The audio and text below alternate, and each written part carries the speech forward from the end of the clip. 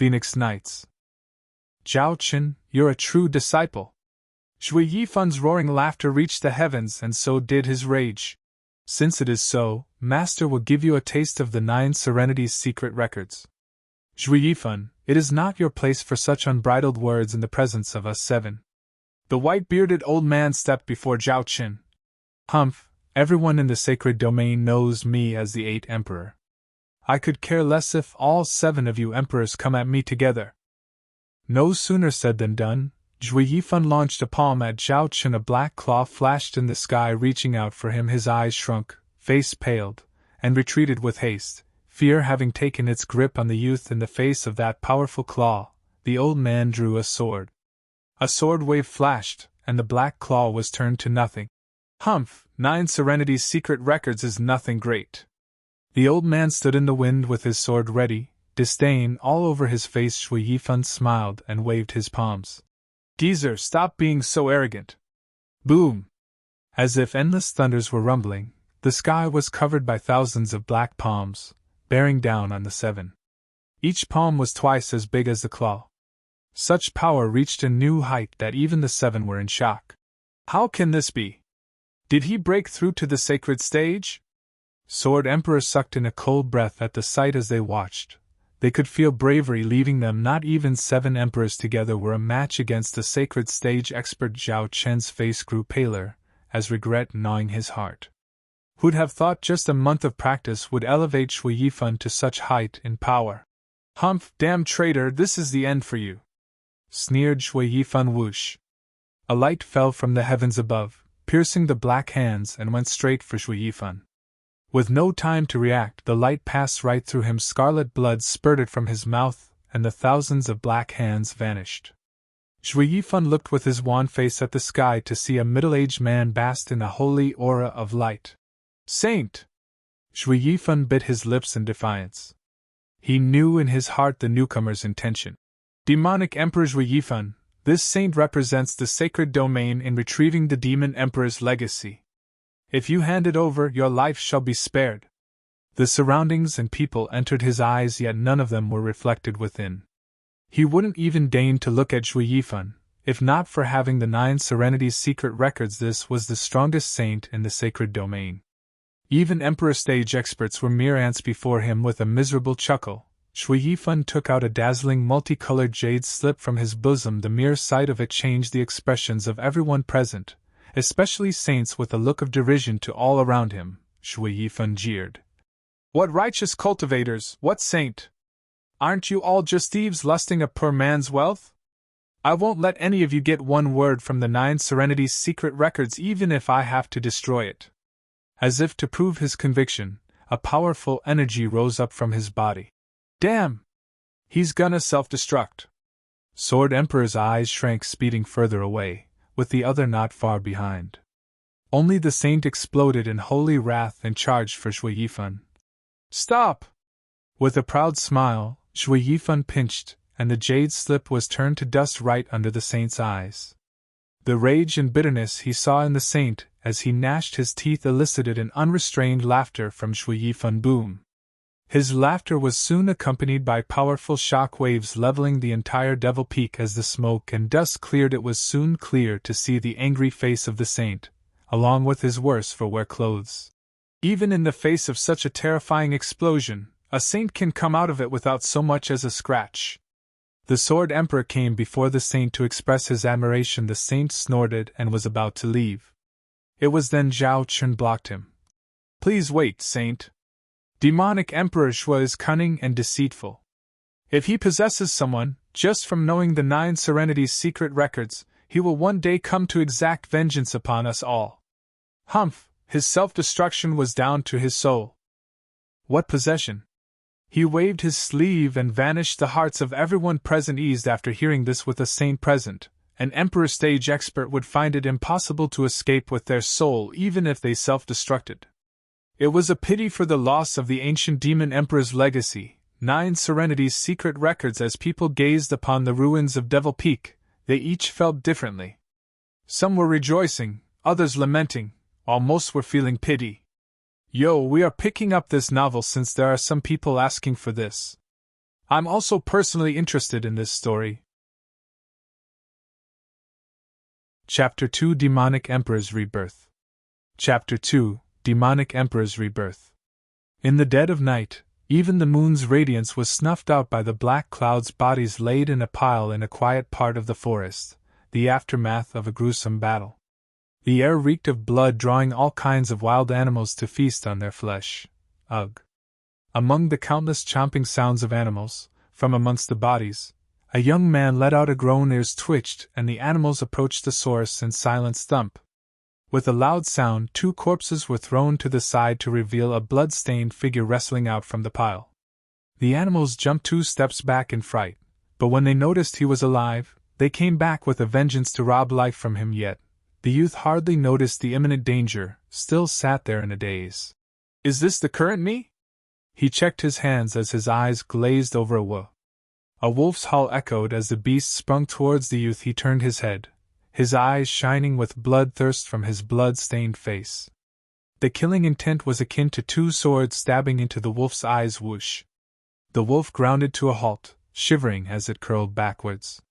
The rest of the animals were also making a run for it when they watched those demonic pair of eyes. Despite his weak appearance, the animals' instinct screamed at them of the danger. The youth posed as silence set in once again. The youth took a deep breath and closed his eyes. His name was Xuefan, 15 years of age, a servant of the Luo clan at Cloud Manor. His life was happy and carefree, until 3 days ago when a band of Blackwind Mountain bandits butchered the manor. He along with some guards escorted the young master and young miss as they fled, only to find his end in this forest at the hand of their pursuers. In his final breaths, he was filled with an obsession. It was this that drew the drifting demonic emperor Zhui Yifan's resentment, and allowed the demonic emperor to possess him. Xuefan's eyes flashed with demonic glee. Ha ha ha, Sword Emperor, Zhao Chun, you would have never imagined the 9 Serenities secret records has a way of possessing someone without the need of a soul. Wait for me, I will soon return to Sacred Domain and behead you myself. Only Xuefan's mad laughter echoed in the bleak forest. Even the other animals chewing on corpses were startled into fleeing cough. A sudden cough cut his raving laughter short, as his eyes turned like a hawk towards the source. He helped me! Xuefan rushed to it to see a Luo clan's guard buried in bodies, with blood pouring from his mouth. Humph, the affairs of mortals have nothing to do with me. His eyes shrank and shook his head as he was about to leave. The previous Xuefan would have done his best in helping the man, but he was now replaced by the demonic emperor Zhui Yifan. To Yifan, the Luo clan were nothing but ants to him, who was so bored as to save an ant's life. He took only 2 steps before stopping. Recalling something, he dropped down cross-legged to inspect his body. Not a moment passed, and Xuefan flashed his eyes open with glee. This kid is 15 yet has never cultivated. His body is untainted. On the martial emperor continent, most could cultivate. Even farmers would have a first or second layer in the foundation establishment stage. It was rarer to find a 15 years old who never cultivated once, and the strongest cultivation method is the 9 Serenities secret records, demon transformation art, who could use others' cultivation and later allow one to swallow the heavens and devour the earth, reaching the highest realm of power in this world. Needed a pure body to train in it. This cultivation method was something the 9 Serenities Emperor comprehended only after he entered the Emperor stage. Just when he was contemplating destroying his cultivation and starting anew, he suffered at the hands of the other Emperor stage experts in ancient times. The 9 Serenities Emperor was among the top 3 strongest emperors.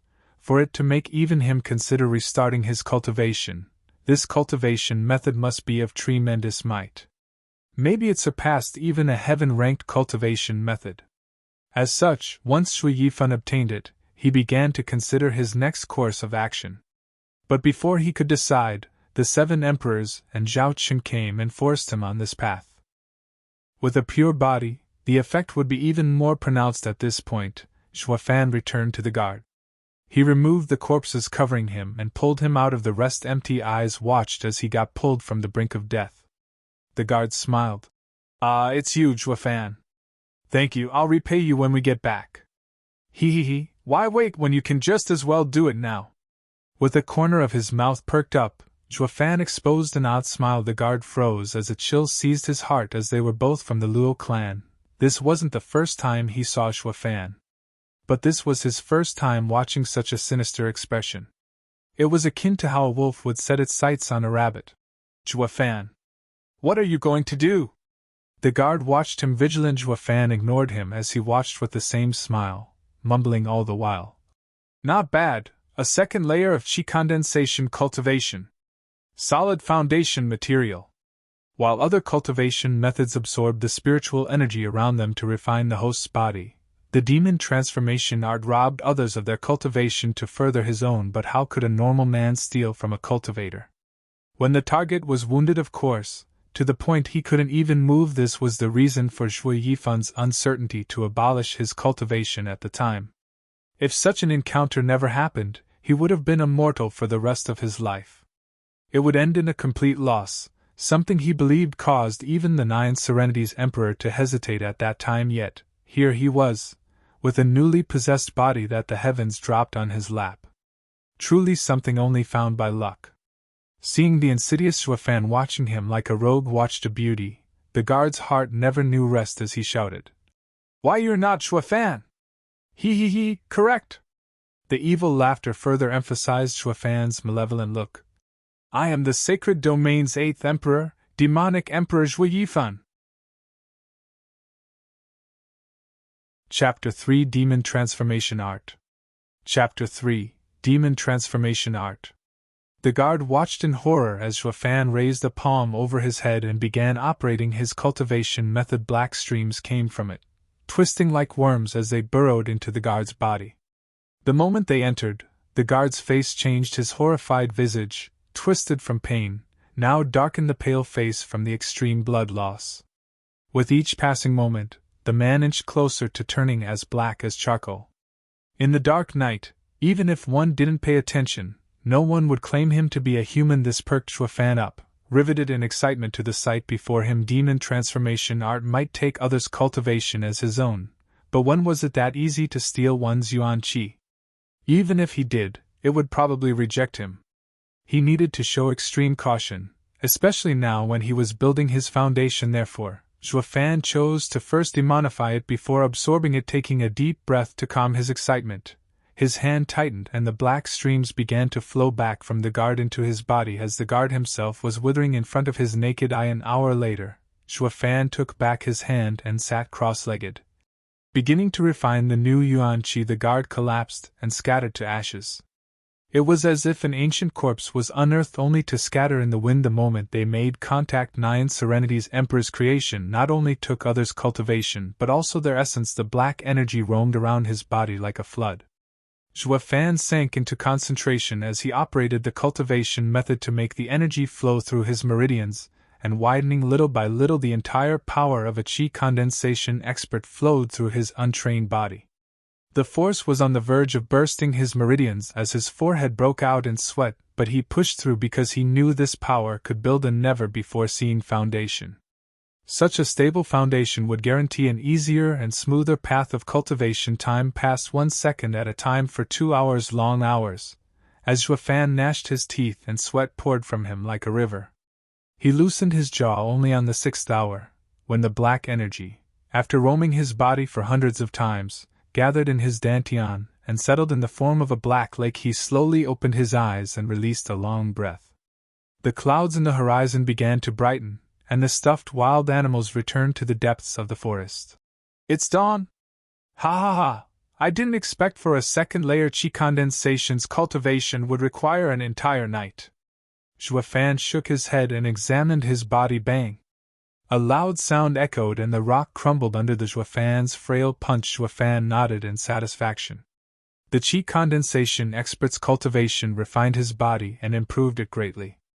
Based on his body strength alone, he was no weaker than a chi condensation expert. Next he inspected his cultivation. He was calm before, but that look scared the living daylight out of him. As for his cultivation, not only did it reach the 5th layer of foundation establishment, the yuan qi inside him was that of chi condensation, and not of foundation establishment.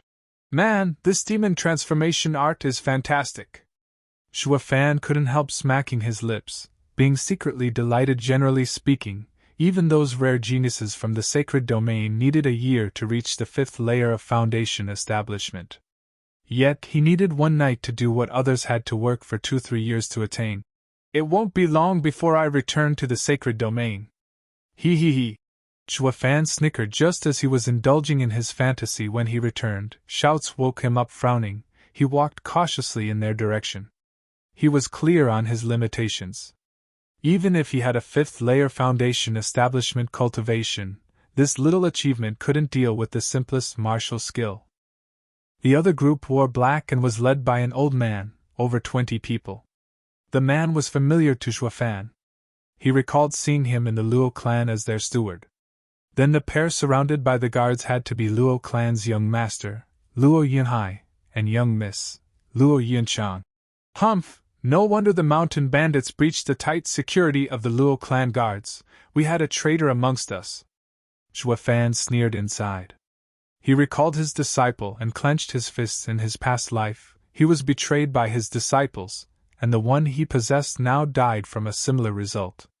He couldn't help relating a bit to the body he occupied, but he soon shook his head and sighed, ready to turn around and leave with his strength. He had no way of helping them. Besides, there was nothing tying him to the Luo clan. It just wasn't worth throwing his life away for yet. He only took 2 steps before his heart seized with pain. The 3rd step never came. While the guards looked at him in doubt. Even his former friends familiar with him looked oddly. This kid is usually honest. Why does he speak nonsense all of a sudden? Did the mountain bandits scared him silly? That must be it. With that, all guards changed their looks into those of sympathy. Chuafan saw through them, and just shrugged. His repertoire wasn't limited to spirit-ranked martial art, and even included Demon Emperor's ancient art, the 9 Serenities secret records. But they'd never believe him. Chuafan, enough nonsense. Hurry up and look after the young master. Chuafan turned at the scolding voice to find Luo Yunchang in a mask of rage. But her eyes conveyed a trace of pity. Chapter 5 Obnoxious Servant. Chapter 5 Obnoxious Servant. Perking up into a grin, Chuafan picked up on her intent. Young miss had to be thinking he was insane, yet she still did not want him to die. As they were speaking, she was looking for a chance to hide him behind the guards. What are you waiting for? Get him over here before he humiliates us further. Luo Yunchang shouted at the guards before anyone even moved. A bloody blade rested on Chuafan's neck. Wait!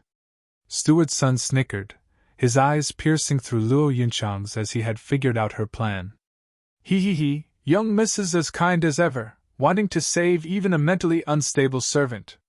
Luo Yunchang raged.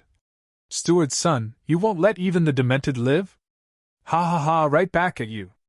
If you don't want the innocent to die, take out the returning dragon palm. We don't care if our blades get slick with the blood of one more man. With that, the bandit brushed the edge along Chuafan's face and sported a bloodthirsty grin. Luo Yunchang pursed her lips, hesitation visible in her eyes, yet still decided to close them. Chuafan understood, although the young miss had no plan to save him by taking the martial art out.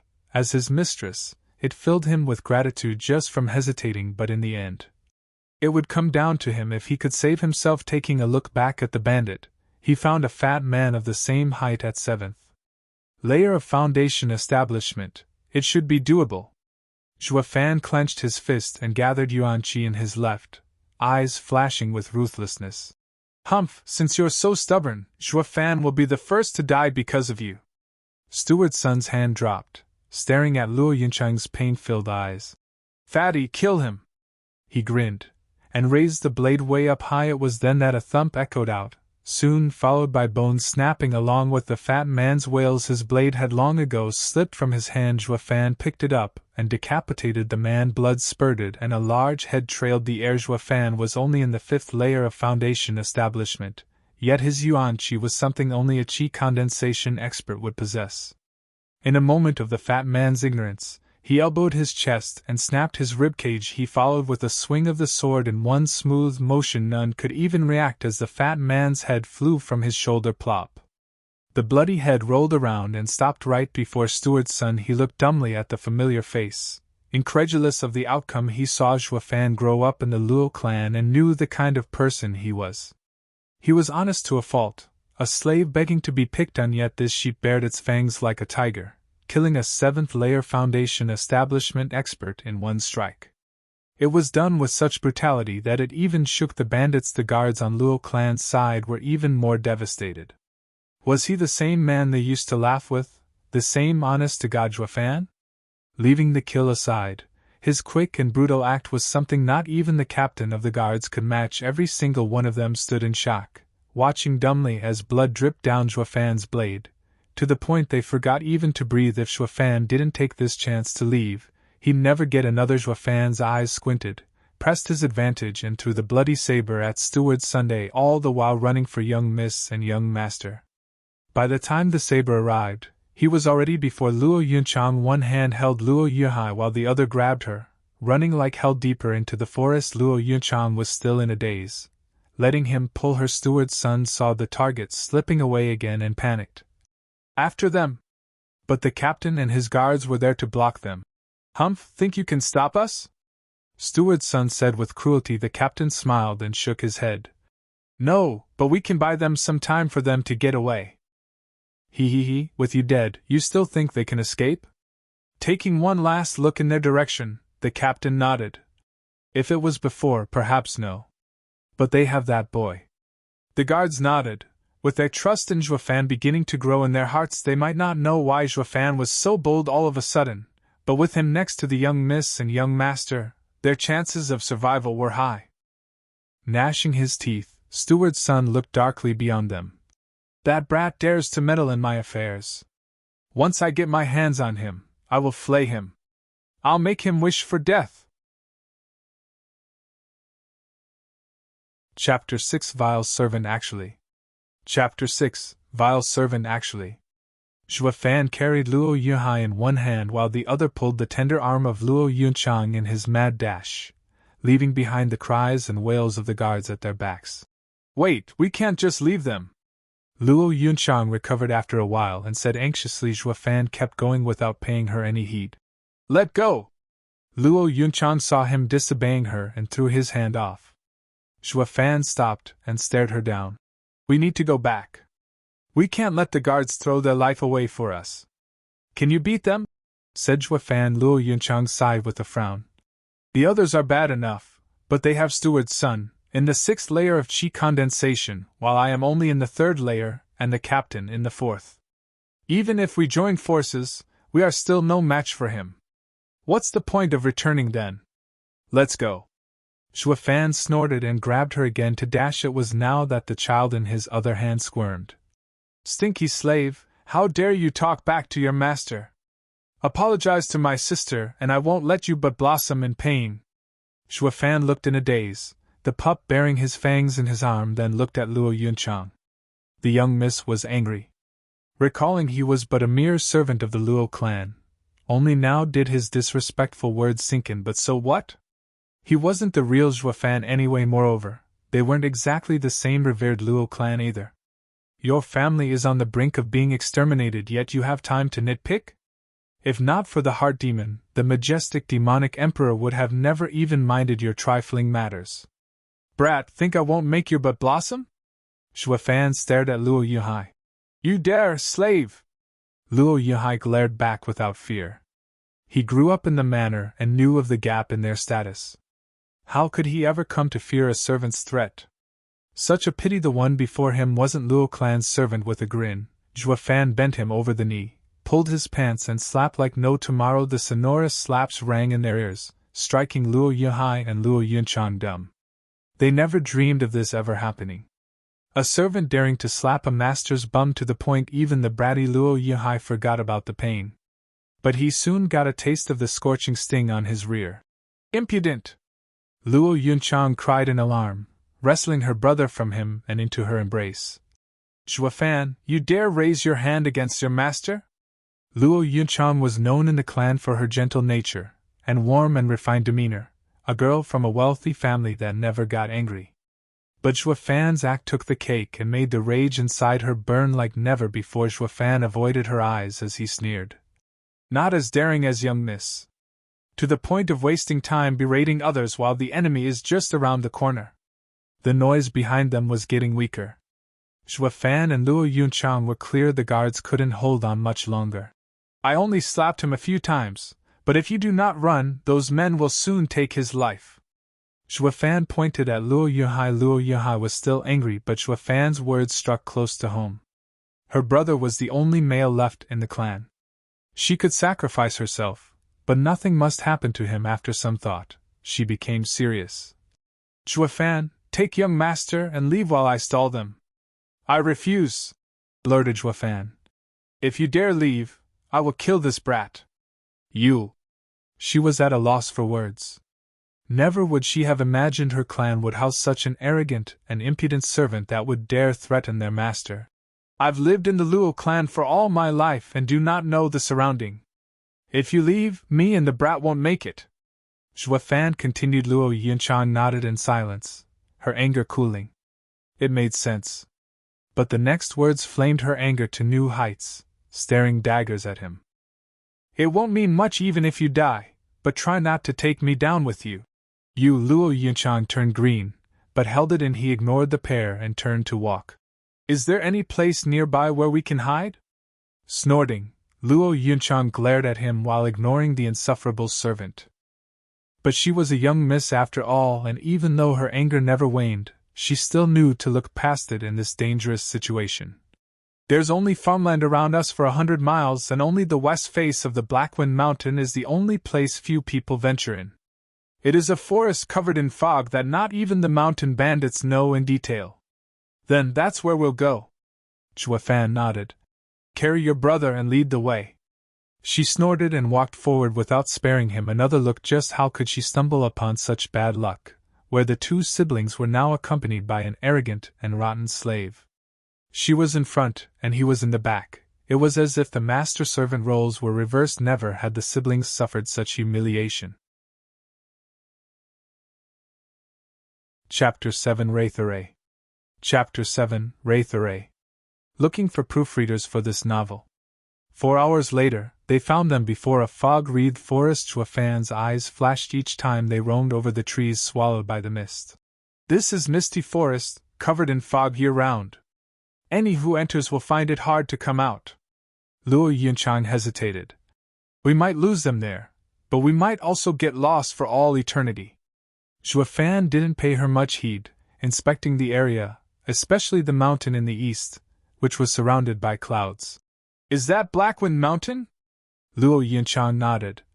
My dad said Blackwind Mountain's mountain lord has great power, no less than his.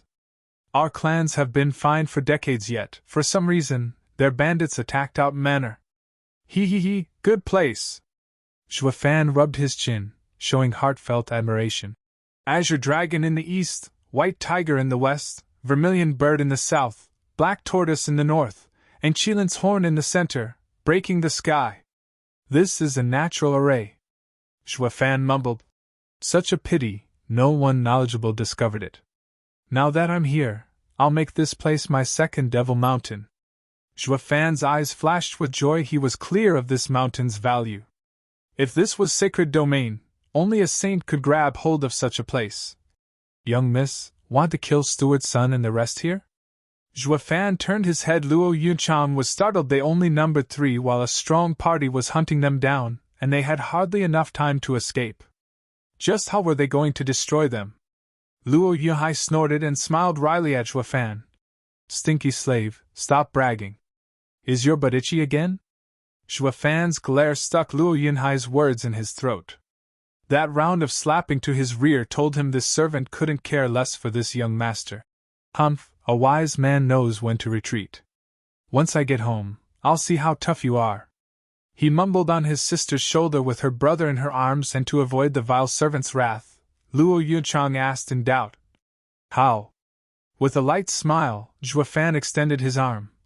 Young miss, how many spirit stones do you have? Please give them all to me. What do you need them for?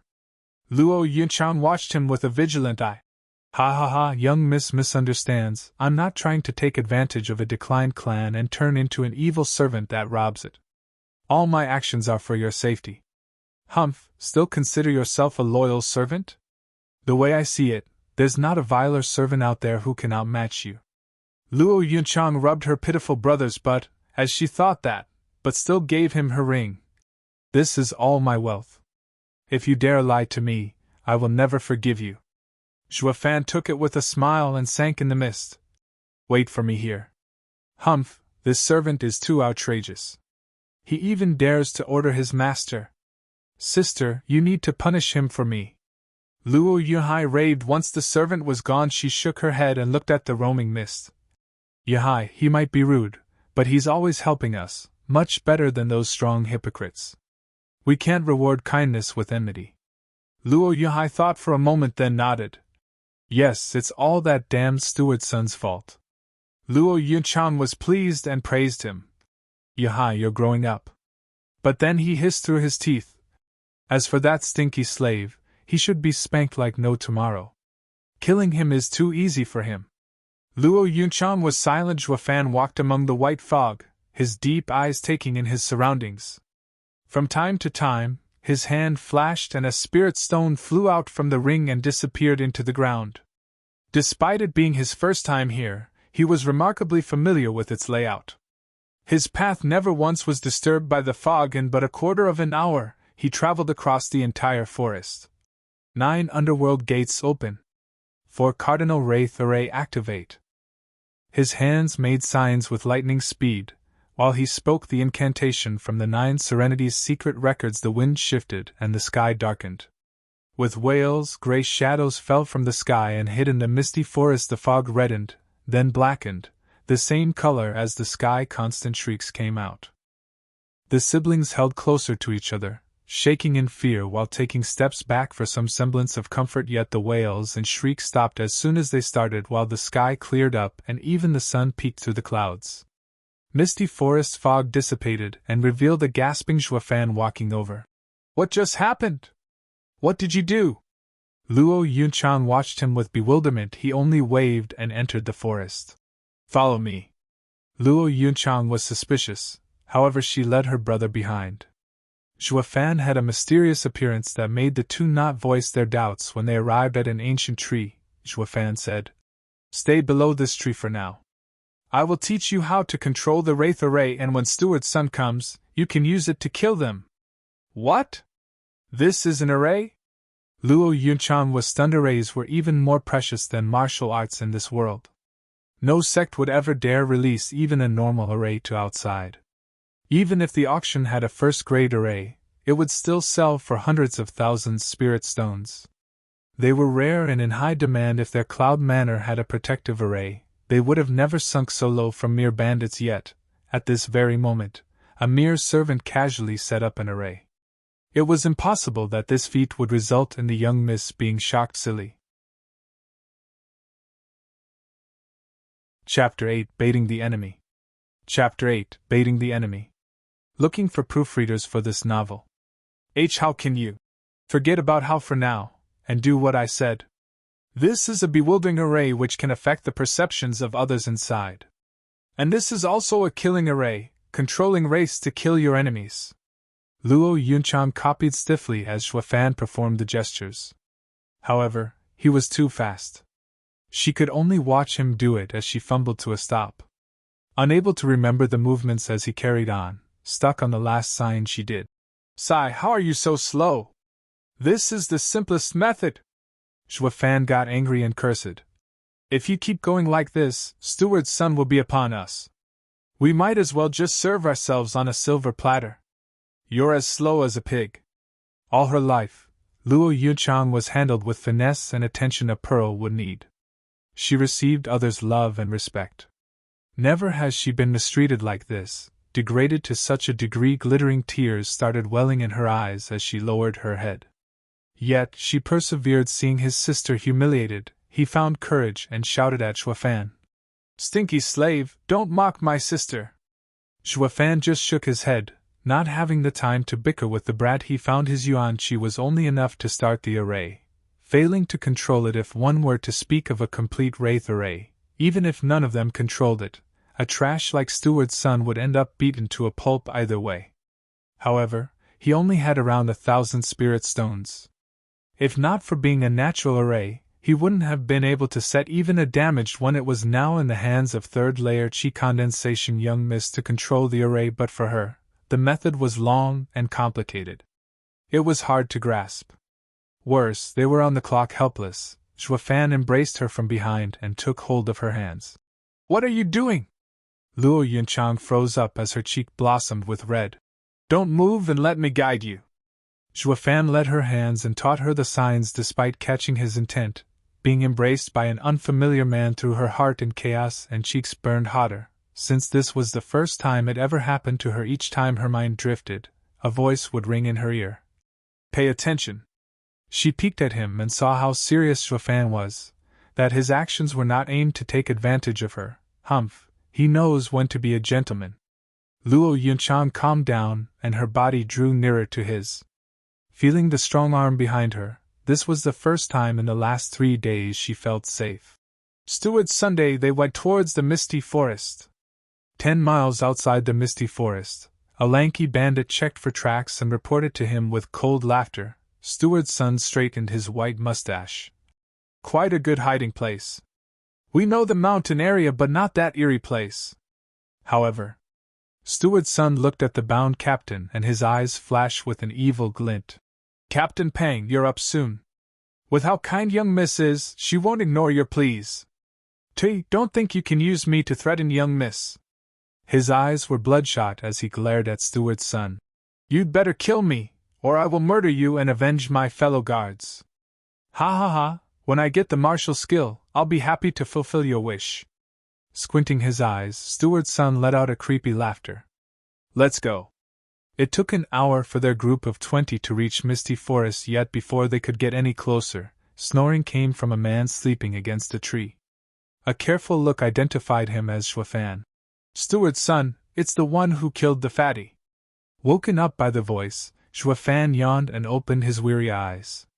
Seeing Steward's son in company, he showed no fear, no anxiety. Instead, a smile. "Steward's son, I've waited so long to see you." Frowning, Steward's son watched him. He eyed him with utmost care, yet nothing seemed to tell him anything.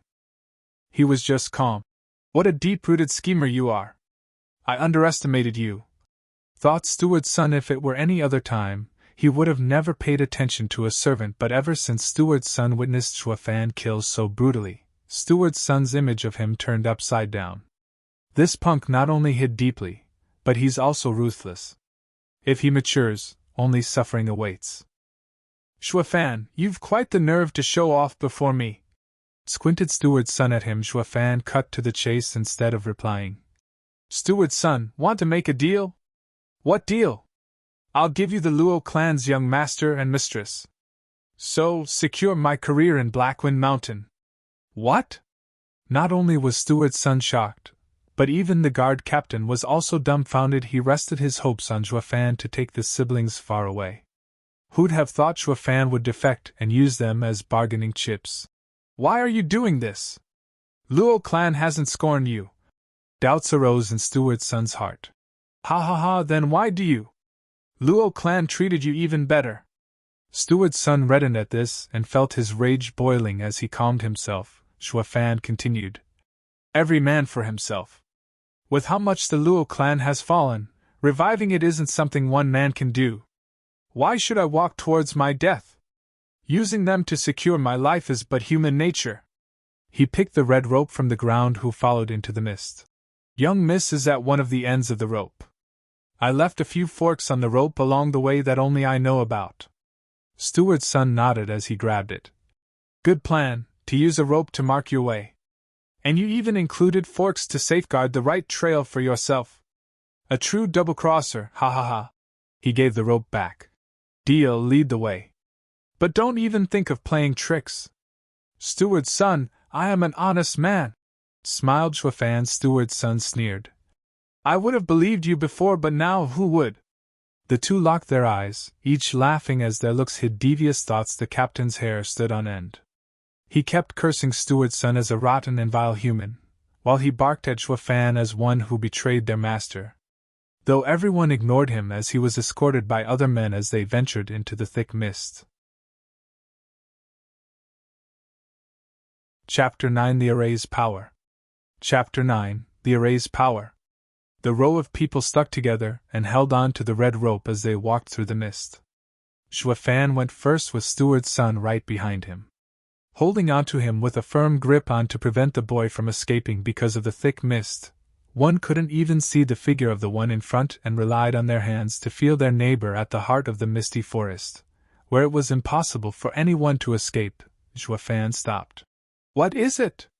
Steward's son was feeling apprehensive, tightening his grip on Xuefan's clothes with a snicker. Xuefan said, "Steward's son, we'll be pairing here. It's best if you travel the underworld river without me." With acute fear, Steward's son discovered he fell in Xuefan's trap. He pulled Xuefan close and slapped him. The clothes were turned to ribbons, but instead of Xuefan, they held a log. When did he escape? He'd been holding tight on Xuefan to prevent his escape, yet reality showed the opposite. "Turn back, quick!" Steward's son rushed from where they came as soon as he shouted. The men used the rope to retrace their path, but then, a shout came from the mist. "The rope has been cut!" It was as if lightning struck them, and they all turned pale. How would they get out of this thick mist without the rope? Steward's son stomped as he gnashed his teeth. "Blast it! That brat got us! Bring that damn Pang over! Steward's son, he's gone! Bastard!" Steward's son punched the ground and made a meter-wide hole in rage. He was a schemer himself, yet he fell at the hands of a stinky brat. "Damn punk, I've played this game longer than you. Don't think a puny misty forest can trap me!" Steward's son roared towards the sky. "Once I get out, I'll tear you to pieces! Ha ha ha, you'll never have the chance!" With Xuefan's mad laughter as the signal, the mist reddened. Why is the mist turning red? They were in shock by the sudden change. They were bandits that killed people for a living, yet these strange circumstances had them on edge. "Steward's son, you are wiser than most. Can you tell us what this is?" Even though the bandit shouted, only silence echoed back. He felt around him yet touched no one, as if everyone around him vanished and left him all alone. He wasn't the only one. The people that hung on to the rope began to vanish one at a time. Steward's son could hardly believe what was happening. "See, can this be an array?" One as old as Steward's son has seen many things and experienced even more, yet the more he knew, the more he realized how terrible arrays were, and fears grip his heart. An array worked using heaven and earth's energy. As long as a man controlled it, it could wipe out a dozen equal to him in power.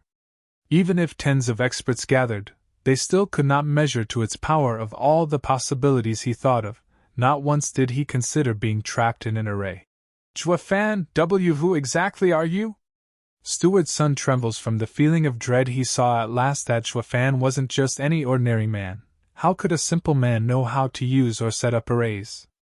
If Xuefan had taken out an array when they met, he wouldn't have had the nerve to chase him standing in the center of the array. Luo Yuchang was clear of the situation. Her eyes drifted to Xue, filled with intrigue. Squinting, Xuefan kept a cold and callous expression as he said, "Kill them!" She followed his order by following his hand signs. The blood-red fog changed again, this time black, and swallowed all that laid within. Now they couldn't even see themselves, only their ears picked the mournful wails of thousands of wraiths with fear as their only companion. They lost all their will to resist once the black streams of energy started burrowing inside them. They felt their soul devoured yet were powerless to resist. All succumbed to terror at this point. Smirking, Xuefan's eyes shined with glee. He left Luo Yunchang and sat cross-legged in another center of the array. The 9 Serenities secret record stated that the demon transformation art user had a backdoor into all arrays. The men in the array were driven mad, and all he needed to do now was to absorb their yuan qi. Chapter 10: Constant Breakthrough. Chapter 10: Constant Breakthrough. Looking for proofreaders for this novel. Ashes to ashes, dust to dust. 9 underworld wraiths returned to me. Zhou Fan's hands moved as he stole the array from under Luo Yunchang's control while also making the clear figures of Steward's son and the rest disappear from her mind. Luo Yunchang felt it odd and redo the signs to no avail. The misty forest was drowned with shrieks and wails. Steward's son and the rest became pitch black but still had a sliver of awareness left as black shadows left their body each time one flew out. It evoked cries of torment as if pieces were ripped from its body. When the last shadow left, the cries stopped, and so did their life. Their body dried up like a mummy and they turned to dust in the darkness. The shadows returned like bees to Zhou Fan and entered his body. He accepted them with a calm face, and soon his body turned black just like Steward's son did. When the last shadow burrowed, he began doing hand signs to practice the demon transformation art. The still black yuan qi inside him boiled as it charged through his meridians and settled in his dantian. And his power grew with it in an instant. He entered the 6th layer of foundation establishment in the next instant. He was in the 7th and then he was at peak 7th layer. He kept going like this through the 8th layer, then the 9th. Until the peak of foundation establishment. He opened his eyes and took a deep breath as he clenched his hands, feeling the power course through him this time. It wasn't as easy. The wraiths were almost spent when he demonified the yuan qi for himself. But with his experience as a veteran demonic cultivator, he understood that breaking through in a state of exhausted yuan qi holds much more value with his future progress. He clenched his teeth and operated the cultivation method. He sucked the wraiths dry and used the remaining yuan qi he had to make one final push. Bang! Zhou Fan heard something explode. He felt as if a dam broke and his body coursed with powerful yuan qi, then settled in his dantian to replenish his spent reserves. This act of scraping for the last traces of energy enlarged his meridians by more than double qi condensation. Zhou Fan's eyes opened with glee. Even when he did this in his previous life, his meridians were nowhere near as wide as they were now. And the yuan qi in his dantian allowed him to face an expert at qi condensation. He was 3 times as powerful as before. He released a long breath and made some hand signs to release the wraiths. They turned back to gray and he went back to normal. When all wraiths were gone, Zhou Fan stood up and a single wave from his hands pushed away the black fog. Allowing the sun's rays to land on the forest, he could now control the array himself. No longer needing Luo Yunchang's assistance, he showed a small smile as he looked at the sky. Now that I'm in the qi condensation, I can practice some martial arts. Despite the end of Steward's son and his retinue of bandits, Zhou Fan had managed to free the Luo clan siblings. It could be said Zhou Fan benefited the most out of this. Without devouring Steward's son, he would have never reached qi condensation. It was at this stage that he could practice martial arts. Later, not only could he defend himself, but also easier to devour others, becoming stronger himself. Zhou Fan! A clear shout came from Luo Yunchang as she came over, embracing her brother. Meanwhile, the guard captain followed behind. Where did you run off to? Why did I lose control of the array? Perhaps there were too few spirit stones and the array collapsed. I just saw Steward's son die. This is worthy of celebration. No one escaped. Dodged Zhou Fan. He wasn't about to reveal his secret, because in this world, demonic cultivators were strong, uncanny, and cultivated with shocking speed, and his demon transformation art was even more monstrous. Even if you ask for my head, I will gladly offer it. Zhou Fan nodded and sighed. Captain Pang was a loyal retainer. If Zhao Qin had this level of devotion, Zhou Fan wouldn't have fallen so low. Sighing inside, he helped Captain Pang up. Captain Pang is a captain of the guards while I am just a mere servant. How could I receive such courtesy? Moreover, we have young Miss to thank for setting up an array to eliminate Steward's son's group. Luo Yunchang watched him, confused. Only nodding when he threw Luo Yunchang a look. Although Luo Yunchang didn't know why Zhao Qin avoided admitting he was the one who set the array, he did save her and still deferred for her opinion. Captain Pang turned to Luo Yunchang in shock. Young Miss knows arrays? Luo Yunchang laughed, embarrassed, forced to admit it. Heaven protected the Luo clan. Young Miss knows arrays, our rise is imminent. Captain Pang threw his head back and laughed. Exhilarated by the prospect, Zhou Fan rubbed his nose. Luo Yunchang stole a glance at Zhou Fan, If Luo clan is to rise, it's only thanks to this man. Chapter 11 Entering Windgaze City. Chapter 11 Entering Windgaze City. Xuefan understood her and quickly said, "Now that we no longer have Steward's son breathing down our necks, what does young Miss intend to do next?" We were planning on seeking shelter at Kai Manor." Captain Pang spoke before she could. This captain of the guards no longer treated Xuefan as a common servant, but of equal status. "You should know that Kai clan's young master has a marriage agreement with young Miss." Windgaze City's Kai clan? Xuefan rubbed his chin, nodding according to this body's memories. Kai clan was the best clan in the Windgaze City, of the same power as Luo clan. If he could hand over the Luo siblings to them, then the grudge would be settled, and his heart demon lightened.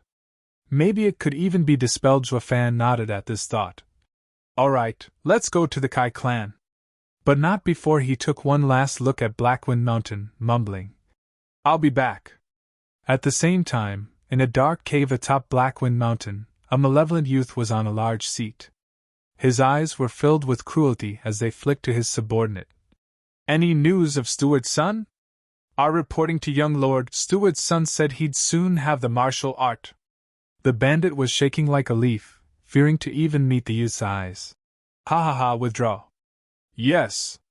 The bandit wiped the sweat from his head, not lingering one moment more if he could help it. From fear of being eaten, the youth rose and moved behind the cover placed at the back of his seat.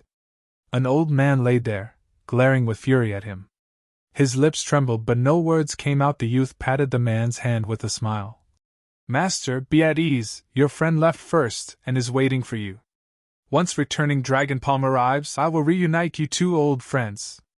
The old man's eyes were bloodshot at this, as if wanting to eat him alive. Despite the constant trembling, he could do nothing else in response. The youth's savage and vicious laughter echoed throughout the cave. Windgaze City was the largest city in 100 miles and a 10-day journey from the Luo clan. From fear of other bandits pursuing them, Xuefan and the others sped up and reached it in 5. Once inside, the bustling of the city assaulted them, while also bringing some comfort. All the tension accumulated over these past days seemed to seep from them now that she was finally around other people. Luo Yunchang's strained face finally revealed a smile. "Yuhai, look there!" Pulling his hand, she pointed at a juggling stall. Captain Pang was happy to know the fall of the young Miss clan didn't put a damper on her spirits. "Brother Xuefan, I seem to recall you never came to Windgaze City." Xuefan just nodded. Captain Pang was stunned at that Windgaze City's bustle was famous around these parts. He recalled the last time he came here and was so excited he couldn't sleep for 3 nights. Why was it that a homegrown kid who never saw the flourishing city didn't even flinch? Of course, how could he know? In Xuefan's eyes, this place was no different than a village. "Old Pang, is Kai clan far from here?" Sharing hardships brought them closer and even started calling each other brothers. Luo Yunchang spoke before Captain Pang could. "We don't need to go so quickly. I and Yuhai must make an official visit first, then I will come see you. Stay at a tavern in the meantime." "So annoying!" frowned Xuefan with a bitter smile. Captain Pang just shrugged. "Can't be helped. There's no one rushing us now. If we go there now, they will laugh at us for not showing propriety." "Fine, you go first."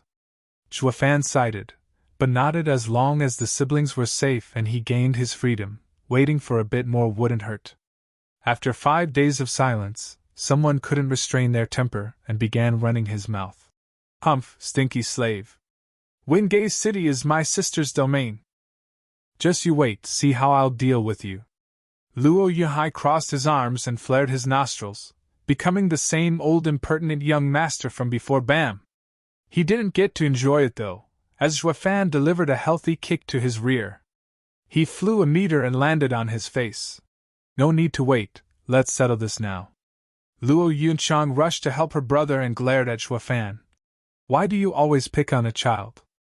It's your brother who needs a spanking." Xuefan shot her a look then waved. "Go already. After you settle in, if you still look at me with such discontent, I will not hesitate to leave you." Luo Yunchang snorted and left while hugging her brother. Luo Yuhai rested his head on her shoulder, face red as if choking but not daring to make a peep. Even a child like him understood the two siblings had no power in the forest, and suffered at the hands of that despicable and dastardly servant. But now that they were in Windgaze City, his sister's turf, it didn't seem to make much difference. Why am I getting beaten by that damned slave again? Does this slave fear not even heaven and earth? Luo Yuhai never saw anyone like him in the Luo clan. Captain Pang watched this unfold with shock, to say the least, as his eyes were close to popping. Not even he knew Zhua Fan was so daring and impertinent that he'd beat up the young master right in front of young Miss. Yet she did not make a complaint nor retaliate. Young Miss doted on her brother, never once being harsh with him. Yet Zhua Fan trampled over young master with no regard to her, with uncanny ease and skill. Now he understood why young master looked at Zhua Fan like a mouse eyeing a cat. Wiping the sweat off his forehead, Captain Pang said, "Brother Zhua Fan, young master is your lord. If not out of respect for the young miss, do it out of respect for her husband. How could you kick him?" Zhua Fan laughed, then shrugged. No one was a lord in his eyes. Everything he did was to remove the heart demon. Chapter 12 Odd Girl. Chapter 12 Odd Girl. They won't come back for a while. Let's stroll around the city. Zhua Fan turned around and walked away. Captain Pang knew he didn't take his words to heart, and sighed as he followed. They were soon in the market area. This was where rogue cultivators sold their wares. To exchange items or other cultivating materials with Zhua Fan's experience, he should be able to find goods which others overlooked. The two visited many stalls, and many times, Captain Pang wanted to put his hands in his pocket, but when he saw Zhua Fan walking away with a dull look, he followed suit. Perhaps he wasn't aware, but the Grand Captain of the Guard was reduced to following Zhua Fan at every step. AI, since when did the world overflow with overlooked treasures? Let's just go. Zhua Fan scoured the market, but nothing caught his eye. It was then he heard a ruckus. He went to see a stall owner and a red-faced girl in a heated dispute. He led Captain Pang through the crowd's center and saw the girl's appearance. She wore white clothes, with fine eyebrows like a crescent moon, and looked calm and gentle. Even when yelled at, she never lost her smile, as if she never got angry. She persevered despite opposition. "This black jade is fake." "How is it fake?" "This is the purest black jade, one that if left in the sun for a day, will still feel cool to the touch. If worn as a pendant, cultivation will be much easier." The man spat non-stop about how pure it was. "Young miss, do you understand what I'm saying?" She shook her head, but her smile never faltered. "I do not know much about black jade, but I have seen one, so I can tell this one's a fake." "Ha ha ha, you saw it once and dare to say you find this one fake? Did you hear, everyone? Has there ever been such an absurd situation in the world? It has, and I know I'm right. If we talk about price, the worst black jade is worth 10 spirit stones, while the best 100. Yet yours is only 3 spirit stones. Get out of here! Enough with your rubbish, little girl. Don't ruin my business. How could you possibly know of its value?" The girl smiled while staring at the man. He felt a rage burning inside, but had nowhere to vent. As the saying goes, you can't strike one who only smiled. The girl kept denying the black jade's price without a solid reason. If it was any other person, he would have slapped them silly. But her smile left him powerless to even lift his hand. "That black jade is indeed fake." A man's voice echoed out, and the crowd saw Zhua Fan watching the girl with a smile. "Young Miss eyes are true, but cannot explain where the fault lies. As everyone knows, reality is a matter of perception. What's real can be fake, and what's fake can be real." The girl was taken aback but nodded while scrutinizing him. Zhua Fan turned to the crowd. "Everyone, is it possible to prepare a few things?" "Sulfur clover." He enumerated some of the most common things, and some people already bought them under everyone's eyes. Zhua Fan threw them in water, stirred, and said to the stall owner, "Please place the black jade inside." "Humph, you're just washing it." He was also confident, even as he placed it inside, but once it entered, the water began to bubble and turn red. It even released a faint hint of blood energy. "How can it be?" The stall owner was shocked. The girl also watched wide-eyed, astonished. "Ha ha ha, no need to be so surprised. This black jade was just an imitation that will show its real color once introduced to water. Xuefan took the black jade and gave it to the owner. Now you should know this lady was right. That bastard lied to me. He sold it to me for 20 spirit stones.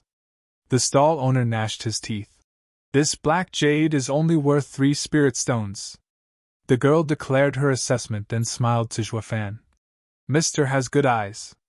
I knew it was fake, but couldn't pinpoint the difference. I thank Mister for his intervention. It was nothing. I have also seen this once. Xuefan smiled. Young miss, won't you buy it? It's just 3 stones now. No need. I only wanted to inform others of the stone's real price. She chuckled and left, watching her figure fading into the crowd. Captain Pang sighed next to Xuefan. What an odd girl. Xuefan, on the other hand, breathed out relieved as he muttered. That girl's eyes are sharp and sinister. Chapter 13 Blood Spirit. Chapter 13 Blood Spirit. Never thought I'd make a mistake. The stall owner was carrying his bag while walking along a remote alley. He didn't talk, just sighed as he walked, but then a voice came from behind. Owner, please wait. He stopped with a startle and looked to see Xuefan walking over. You're the one from before. He recognized Xuefan. It was him who showed everyone his black jade was fake. Is there something you need? Ha ha ha, owner. I like your black jade and will pay 10 spirit stones for it. Xuefan laughed, taking glances at the man's bag. After some muttering, the owner looked oddly at Xuefan. Mister, you know this stone is fake, so why pay 10 spirit stones? The lady said it was worth 3. Shaking his head, Xuefan added. Even if it is fake, it can still pass off for the real thing. I might be able to sell it as a black jade. Oh, I see. You want to trick others into buying it. The owner nodded in understanding, then scanned around. Since this is the case, things are different now. It is worth much more than just 10 spirit stones. How much do you want then? Xuefan squinted with murderous intent. At least 50. The owner showed his own sneaky side. If not, I'll just find my own target and sell it at 100. Thanks to Xuefan's reminder, the owner realized how rare were people who could tell the real black jade from fake. He could sell the fake himself and earn a fortune. Are you buying, or do I have to look elsewhere? Seeing Xuefan's expression, the owner knew he didn't have that many spirit stones on him. But it was fine since he could sell it himself and dupe another in the process. He walked away. Wait! The moment he took the first step, a hand grabbed his shoulder like an iron claw, eliciting a shout of pain from the owner. Owner, don't be too greedy. Xuefan warned. Humph, so what if I am? The black jade is mine and I'll sell it at whatever price I want. His voice choked as a black yuan-chi entered his body. After his body turned black, a breeze scattered his dust into the wind, releasing his breath. Xuefan felt his yuan-chi grow a bit. He was a first-layer chi condensation expert. The 7th-layer foundation establishment owner hardly helped in increasing his power. He just wanted to trade. But the owner had to be ruthless and force his hand. Xuefan took the black jade and returned to the tavern. He wasn't addicted to killing, but some people were addicted to courting death. Xuefan met with Captain Pang at the tavern and threw him a pouch. Old Pang here. Captain Pang didn't understand. Eh? The 10 spirit stones are all here? Didn't you buy it? Xuefan left Captain Pang at the tavern after borrowing 10 spirit stones, saying he found something that caught his eye. Yet the same spirit stones were left in the bag, untouched. Oh, that old man was so nice, he just gave it to me. Xuefan dodged. Also, old Pang, guard my door and don't let anyone come in. With that, he closed the door to his room. Captain Pang found it strange, but since they were like brothers now, he helped him out. As such, he sat before Xuefan's door as a guard. Xuefan was clear as to what happened beyond his door, and nodded, pleased. He lucked out in finding such a loyal man. Next, he settled the black jade on the table and released his dark yuan-chi. Bam! The stone's exterior cracked and fell, revealing a blood-red light. It was no longer a black jade but a bloody one. Moreover, it gave the impression of a heart as it flashed on and off like heartbeats. I knew it, it's the blood spirit! Fan swallowed, his face working hard to restrain the obvious delight in his voice. The blood spirit stems from any stone. Its only requirement of formation is to be bathed in the blood of millions of people, absorbing the essence of sun and moon for thousands of years. It would take form. It was a demonic cultivator treasure, rarest of treasures. A cultivator would use the blood spirit to form a blood infant. In battle, he could send the blood infant to absorb the opponent's blood essence, then kill him. And the blood infant could grow along with the cultivator. Once Fan grew strong enough, even an emperor wouldn't dare mess with it. According to the 9 Serenities secret records, there was once an ancient demonic cultivator expert, Patriarch Blood Demon, that trained the blood infant to the saint stage. Even the ancient 10 emperors were unwilling to make an enemy out of him. Patriarch Blood Demon felt invincible, and went to challenge 9 Serenities Emperor for the title of the strongest demonic cultivator. It was a drawn-out battle, with the 9 Serenities Emperor heavily wounded at the end, barely overcoming the Patriarch Blood Demon by half a move. However, the 9 Serenities Emperor obtained Patriarch Blood Demon's secret method to raise the blood infant, improved it, and added it to the demon transformation art. The 9 Serenities Emperor wanted to train the blood infant too, but never got the chance. Never did he, Fan, the demonic emperor, think he'd have such a stroke of luck after rebirthing to train the blood infant. If he had it in his past life, a saint would have been nothing. That thought made him eager to slash his wrist and pour his blood onto the blood jade. Chapter 14 Refining the Blood Infant. Chapter 14 Refining the Blood Infant. Plop plop. Just like how an infant breathed, each drop of blood landed on the stone and disappeared the next instant. The stone started to throb, and the sensation only grew stronger with each drop of blood. Fan smiled viciously and pushed out more blood for the jade. If he wanted to refine the blood infant, he needed to bathe it in his blood until the blood spirit synchronized both their breathing and heartbeat. The seconds trickled by as Fan's blood thinned, but the blood spirit was never sated, devouring everything he gave. Fan licked his dried lips, growing paler as his mind was clouded. He knew the loss of blood was too great, but he'd come too far now. There was only one chance to refine the blood infant. If he stopped, it'd be like throwing a child away. It would think Fan abandoned it, and would never approve of him ever again. This was why there was no going back. Once Fan started the process, after an hour, Fan felt the world spinning. If he dared keep this up, it would endanger his life. If his life came at an end, the blood spirit would lose its meaning. Just as he was considering abandoning the process, an indescribable feeling arose in his heart. Fan was stunned, then overjoyed. His mind and the blood spirit were now connected. He held onto the bloodstone and activated the demon transformation art. Black yuan qi enveloped the stone, and strands of blood left it to enter Fan. Finally, the bloodstone shattered with a loud sound and a red glow shot for his body.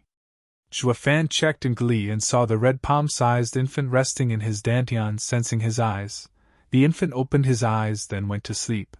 This is the blood infant. After a moment of stupefaction, he jumped in joy. He never thought it would be so easy to refine the blood infant. Even though he succeeded, he lost too much blood.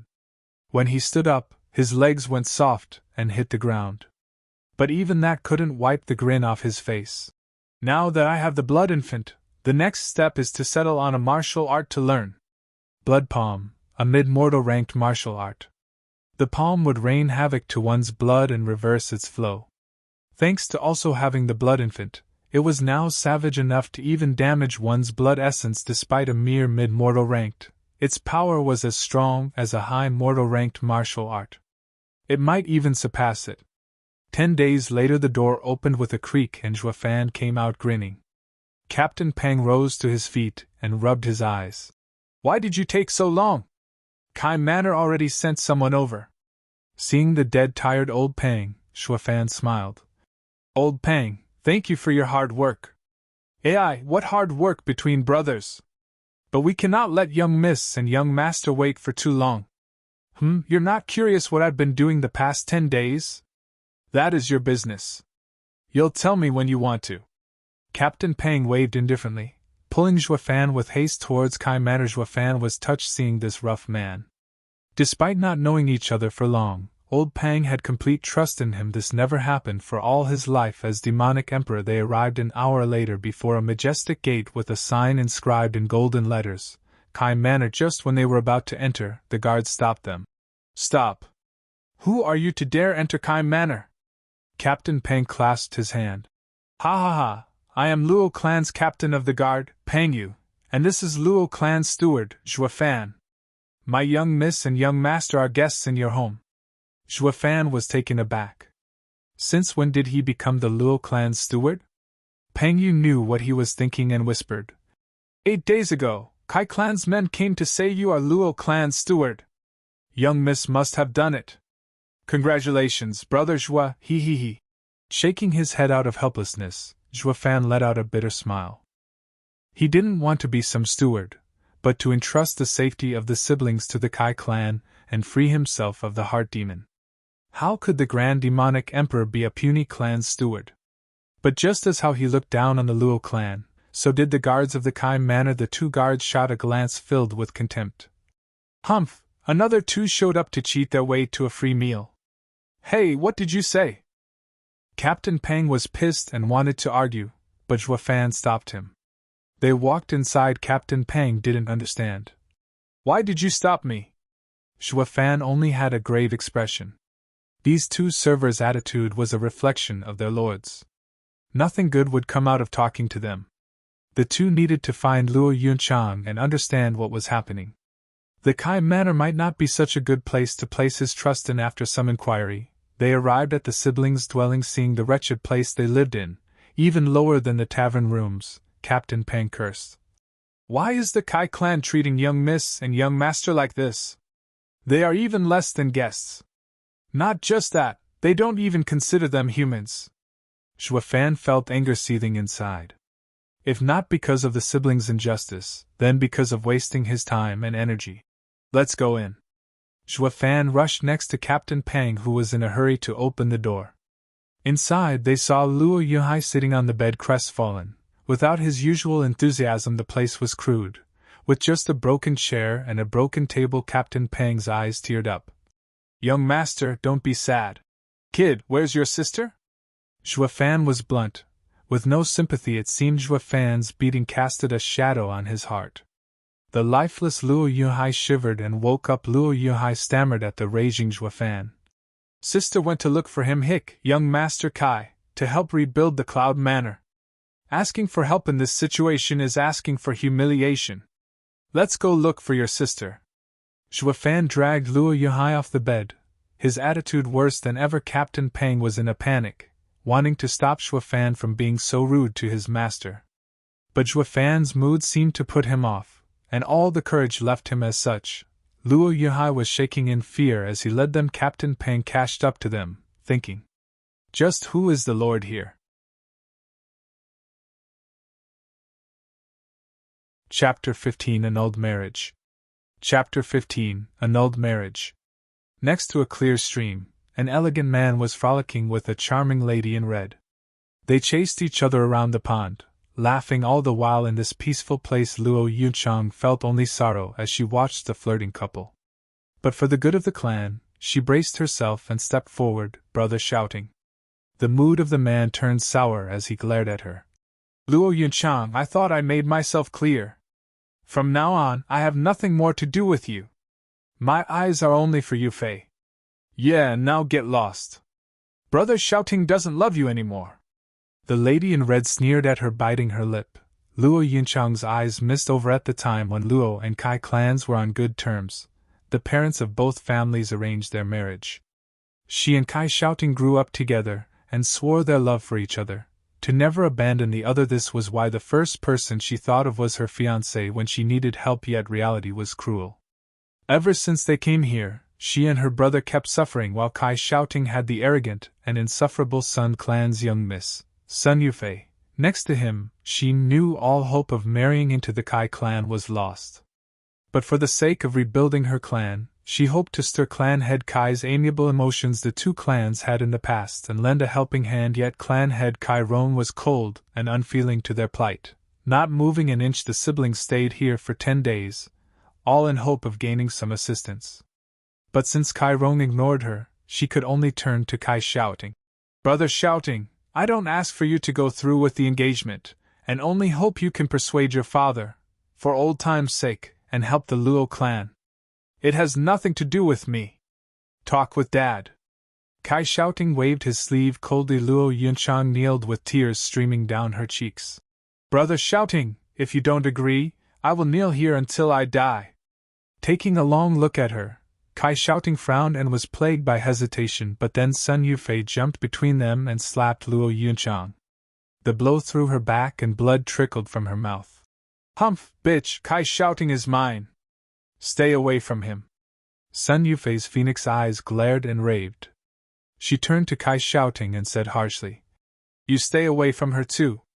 If I find there's still something left between you, I will leave you. As if waking up, he nodded and swore. Yufei, relax, my heart is yours. Other girls are dirt compared to you. Kai shouting's eyes showed his sincere feelings. Watching her like a love-struck puppy, Sun Yufei nodded pleased, as Luo Yunchang's face turned ashen. She knew her last hope faded away. Whoosh! A shadow flashed by and two slaps echoed. Sun Yufei and Kai shouting were still confused about what happened, when a red handprint appeared on their faces. Zhua Fan stood in front of Luo Yunchang as he stared at them. A damn illicit couple dares to ruin my affairs? Who are you? Sun Yufei and Kai shouting woke up with a start. They were geniuses of Windgaze City, chi condensation experts, and peerless in their generation, yet here was Zhua Fan, of similar age yet faster than even them. They got slapped before they could react. Is it possible for such an individual to exist in this world? As the scene played out, only Captain Pang and Luo Yunhai came to Luo Yunchang's help. Seeing the thin figure in front, Captain Pang was even more shocked. Although he was an expert in the fourth layer of chi condensation, while Kai shouting was in the third, a level beneath him. They had different upbringings, and if they clashed, he might even lose. Yet such arrogant geniuses were slapped by Zhua Fan. Thinking about the power he displayed in the forest, Captain Pang couldn't help but wonder how he got so strong in such a short span of time. Ignoring the two and the shocked Captain Pang, Zhua Fan turned to the crying and pitiful Luo Yunchang and felt pain in his heart. Wretched heart demon! Zhua Fan gnashed his teeth. With his demonic emperor disposition, he could look beyond the world's entire sufferings.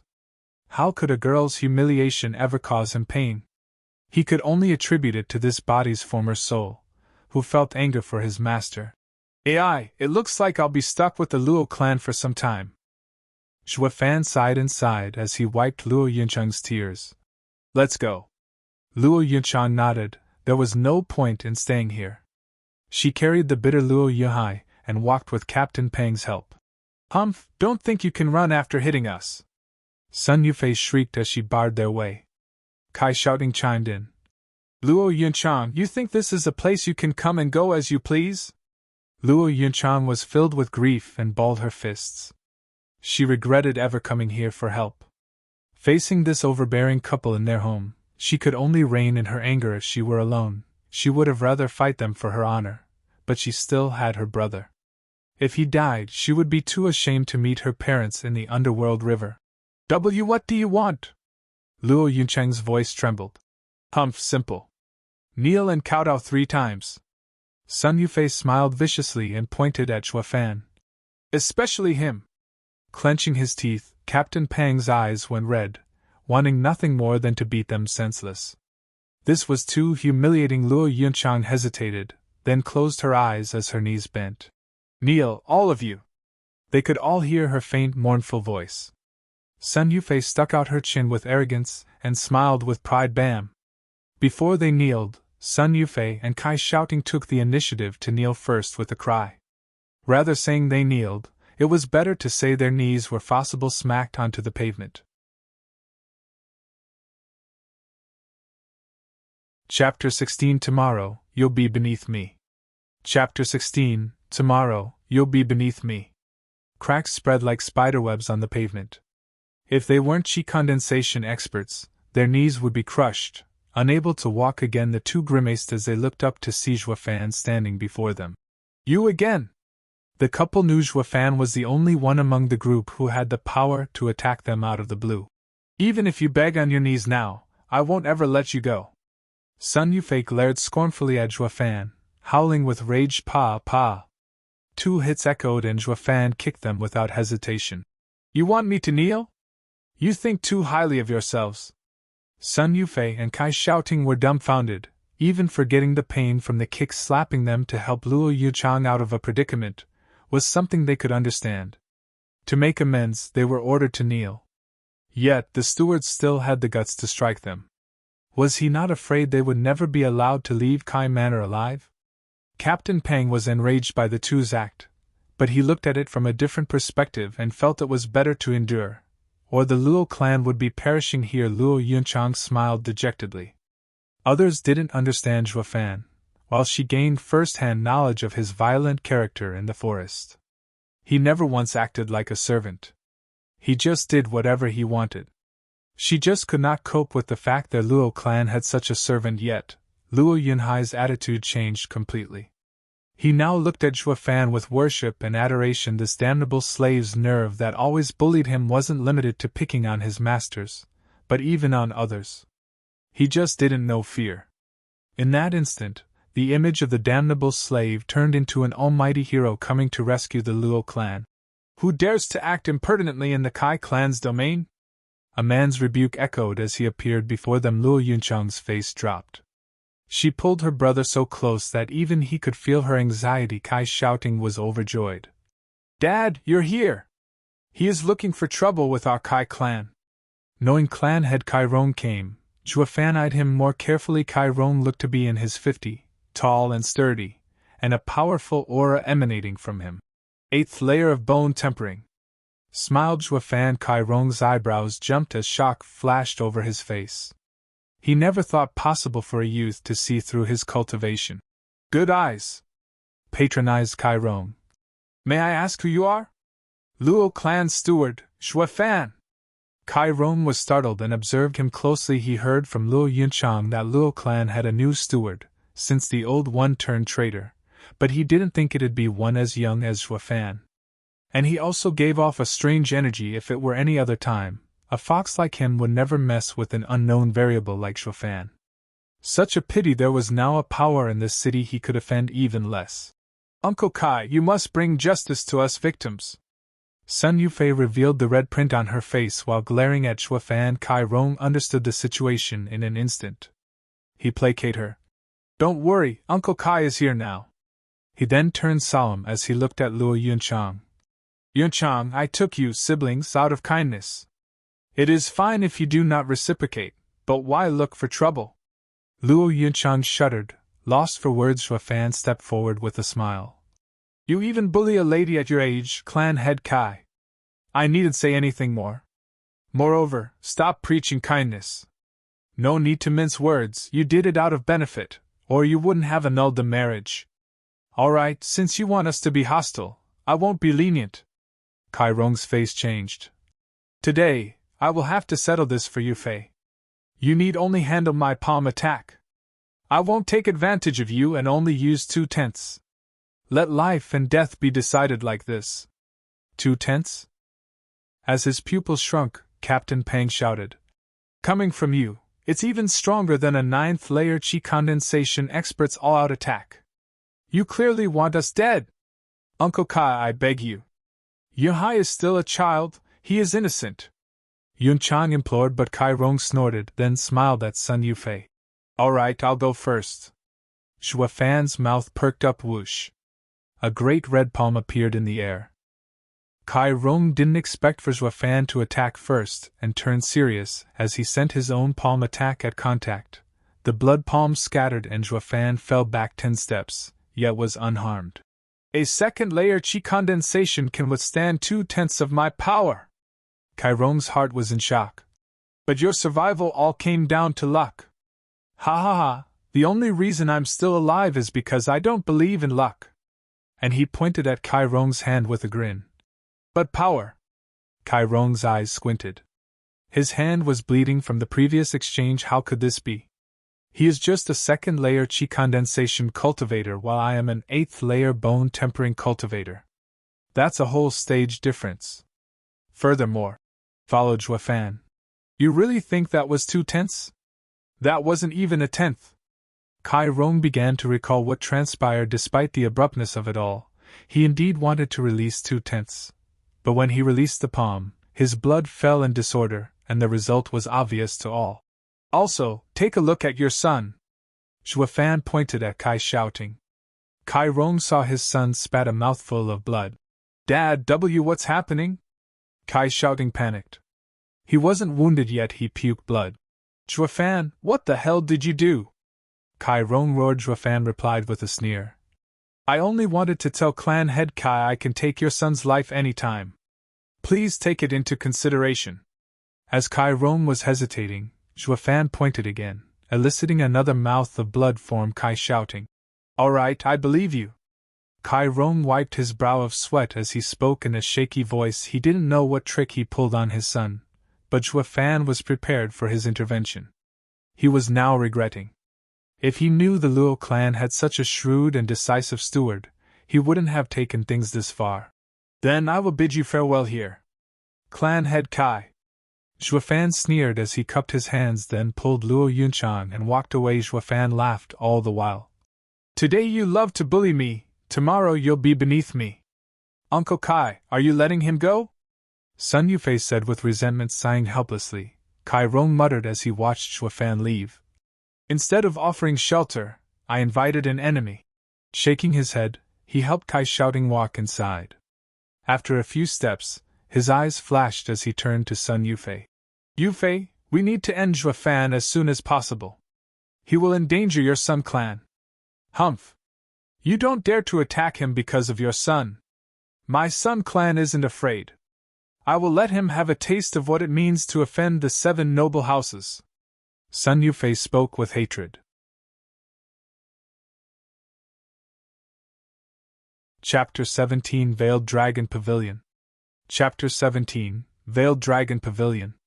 As the three left Kai Manor, Captain Pang and Luo Yunchang were trembling and even looked back now and then for fear of Kai Rong having changed his mind. Only Zhuofan was calm, yet a bit of rage still existed in his heart. Young miss, is there anywhere else we can go? Zhuofan asked in a cold tone. Her eyes turned misty as she shook her head.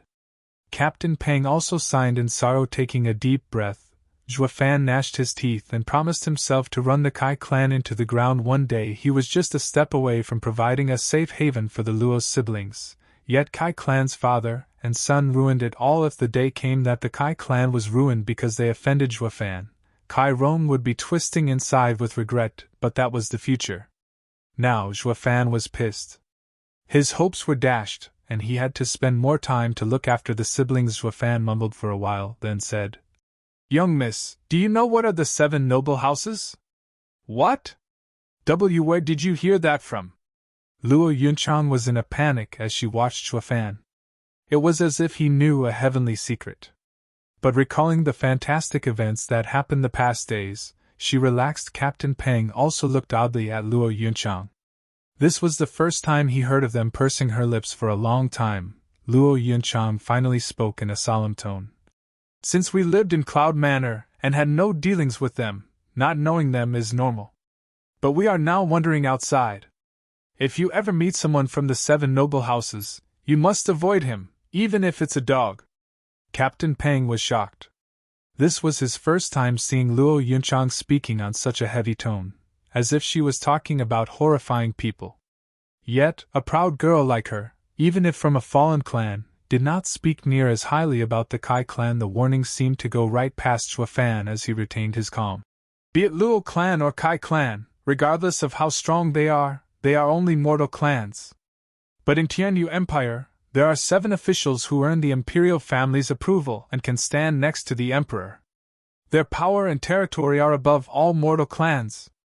Fighting them is like going against the empire. What? This world has clans that can stand next to the imperial family?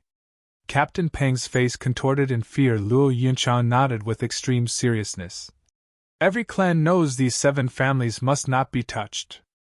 I am telling you this so that you all must remember to be careful. Is the Sun clan one of them? Interrupted Zhuofan, stunned for a second. Luo Yunchang shook her head. Why do you ask? Yeah, brother Zhuo, if she was of the 7 houses, then young miss would have stopped you from smacking her. Captain Pang snickered. Since Luo Yunchang didn't stop him, then she agreed in silence as if she was found out. Luo Yunchang reddened and glared at him. In fact, seeing Sun Yufei slapped was the most refreshing event for Luo Yunchang. Since Captain Pang could tell how glad the girl was, how could Zhuofan not? But Zhuofan's vision was much further. Even if they had a falling out with the Sun Clan, he had to understand the other's background. Then is the Sun Clan part of the 7 houses? What made you come to that conclusion? Luo Yunchang was feeling nervous for some reason. Her only hope right now was that Zhuofan was joking around to scare her. But his next words were spoken with a straight face. That girl raved how she'll let us see the might of the 7 noble houses. How can this be? Did we offend 7 noble houses people? Luo Yunchang paled and her mind blanked, watching Zhuofan with empty eyes. Captain Pang was even worse. His heart froze up at this moment. The world seemed to have vanished, making way for silence. Zhuofan, quick, we need to apologize to young Miss Sunday. Luo Yunchang pulled him to kind manner, but Zhuofan was stuck like a rock. If we go, we'll die, Zhuofan said coldly. Luo Yunchang froze and her eyes glazed with helplessness. Zhuofan's words were ear-piercing, but they all spoke of the harsh truth. If offending the 7 noble houses was so easily settled, no one would have regarded them with such fear. Brother Zhuo, what do we do? They were all surprised to find Luo Yunhai speaking as he gazed at Zhuofan with unshakable faith. Chapter 18 Long Kui. Chapter 18 Long Kui. A tens of meters tall ancient building stood in the eastern part of Windgaze city. Its size overwhelmed any from approaching to the point that not a single person dared get within 100 meters of it. 2 guards in golden garb stood at the gates. Their aura gave off the impression of veterans, of imperial bodyguards. Despite standing still, their eyes roamed everywhere, staring daggers at any who dared match their gaze. But in this place, 4 people suddenly appeared. Peak of chi condensation, Zhuofan muttered as he walked in front of the siblings and Captain Pang. While he had no problem facing such imposing guards, the 3 stiffened, to the point they almost forgot to walk. Stop! The guards barred Zhuofan's path. Veiled Dragon Pavilion is not a place for you to wonder about. I ask that you send word of Cloud Manor Luo Clan's young miss, Luo Yunchang. I have arrived to have something appraised. Zhuofan's eyes didn't even look at them. The 2 exchanged a look of surprise. Windgaze City didn't lack people who came here to see the appraiser, but all were fearful and fawned them when talking. This was a first, though, meeting such a smug kid. We've never heard of you. Our appraiser can't meet with nobodies, spoke a guard harshly. Luo Yunchang lowered her head. One of the 7 noble houses, Veiled Dragon Pavilion, would never pay attention to an ant-like clan. They weren't even worthy to speak with them, not to mention become allies. Zhuofan.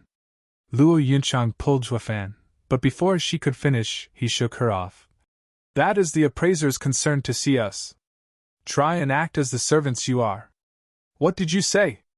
The guards were outraged. Releasing their full aura, the Luo clan members felt their breathing become heavier as they retreated back. Only Zhuofan stood in his place and roared.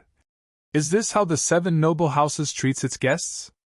Humph, truly renowned. Stop. A girl in white came out to meet them. The guards bowed. Young miss, these people are looking for trouble. I heard what you said, and it is you who are in the wrong. All who come are guests.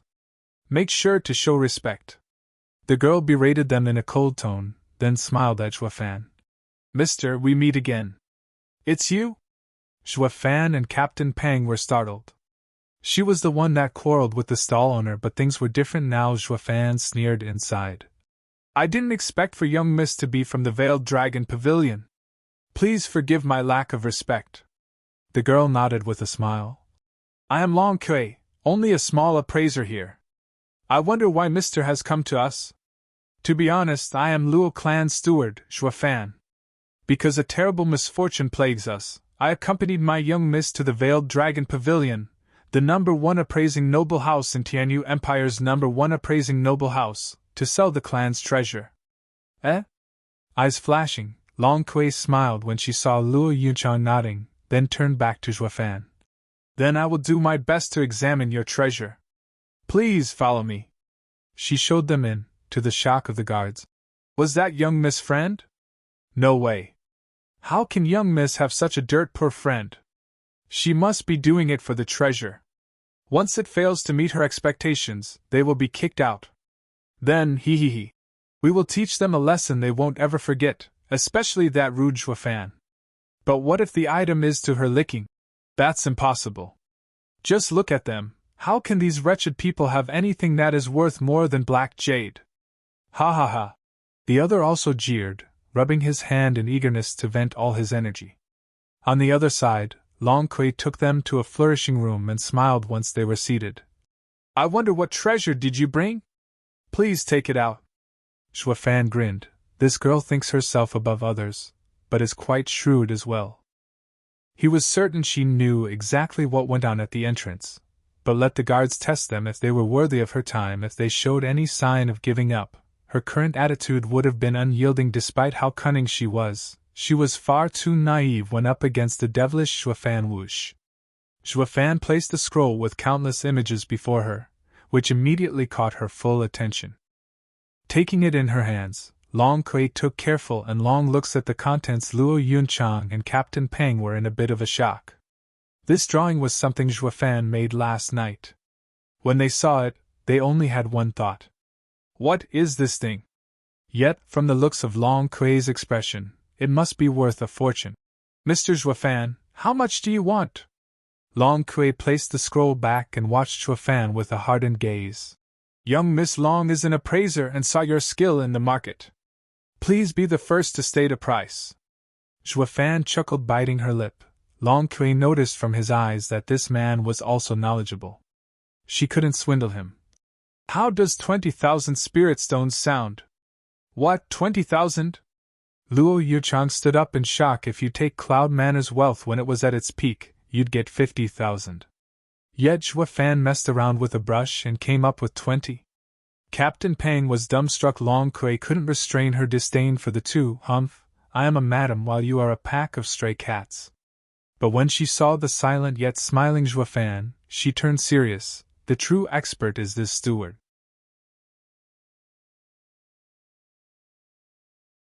Chapter 19 Godeye Longjio. Chapter 19 Godeye Longjio. Looking for proofreaders for this novel. 20,000, ha ha ha. Juefan rubbed his chin, shaking his head as he reached for the scroll. Since young Miss Long isn't honest, there's no need to continue. Her body moved back and hugged the scroll, afraid Juefan might take it. Mr. Zhao, 20,000 isn't little for a first-grade array. And this is a drawing instead of a jade slip. This price of mine is fair. Ha ha ha, young Miss Long, I might not be too learned, but I know when you try to cheat me. Give me the scroll. Juefan reached out but was in no rush to take it as he stared down at her, tightening her grip on the drawing. Long Kui bit her lip and shouted. Take it as my loss, 30,000. Young Miss Long still is not honest enough. Juefan shook his head in disappointment, and leaned over to grab for the scroll. Long Kui curled backward, wanting to dodge Juefan's evil clutches. This drawing was indeed a first-grade array, and this wasn't the first time she saw one. Her original price was quite fair and began with 20,000 because she knew she couldn't swindle the knowledgeable Juefan, but even so, with how many arrays were out there, she didn't know them all. The number one appraising noble house in the empire had many arrays in storage, yet this was a rare chance for her to encounter one that was unlike any she saw before. As such, even if she would lose out, she would do all she could to have this array. A pity that the relentless Juefan stood in her way, unwilling to back down even half a step. As such, she turned to the ignored young miss of the Luo clan. Young Miss Luo, this drawing is 30,000 at most. Only the Veiled Dragon Pavilion has the wealth to buy such a drawing in the entire empire. You won't gain a better price elsewhere. She hesitated and glanced at Juefan. Long Kui knew she had an escape and pushed her advantage to entice her. Young Miss Luo, you and the Veiled Dragon Pavilion are making a great transaction and will become our honored guest.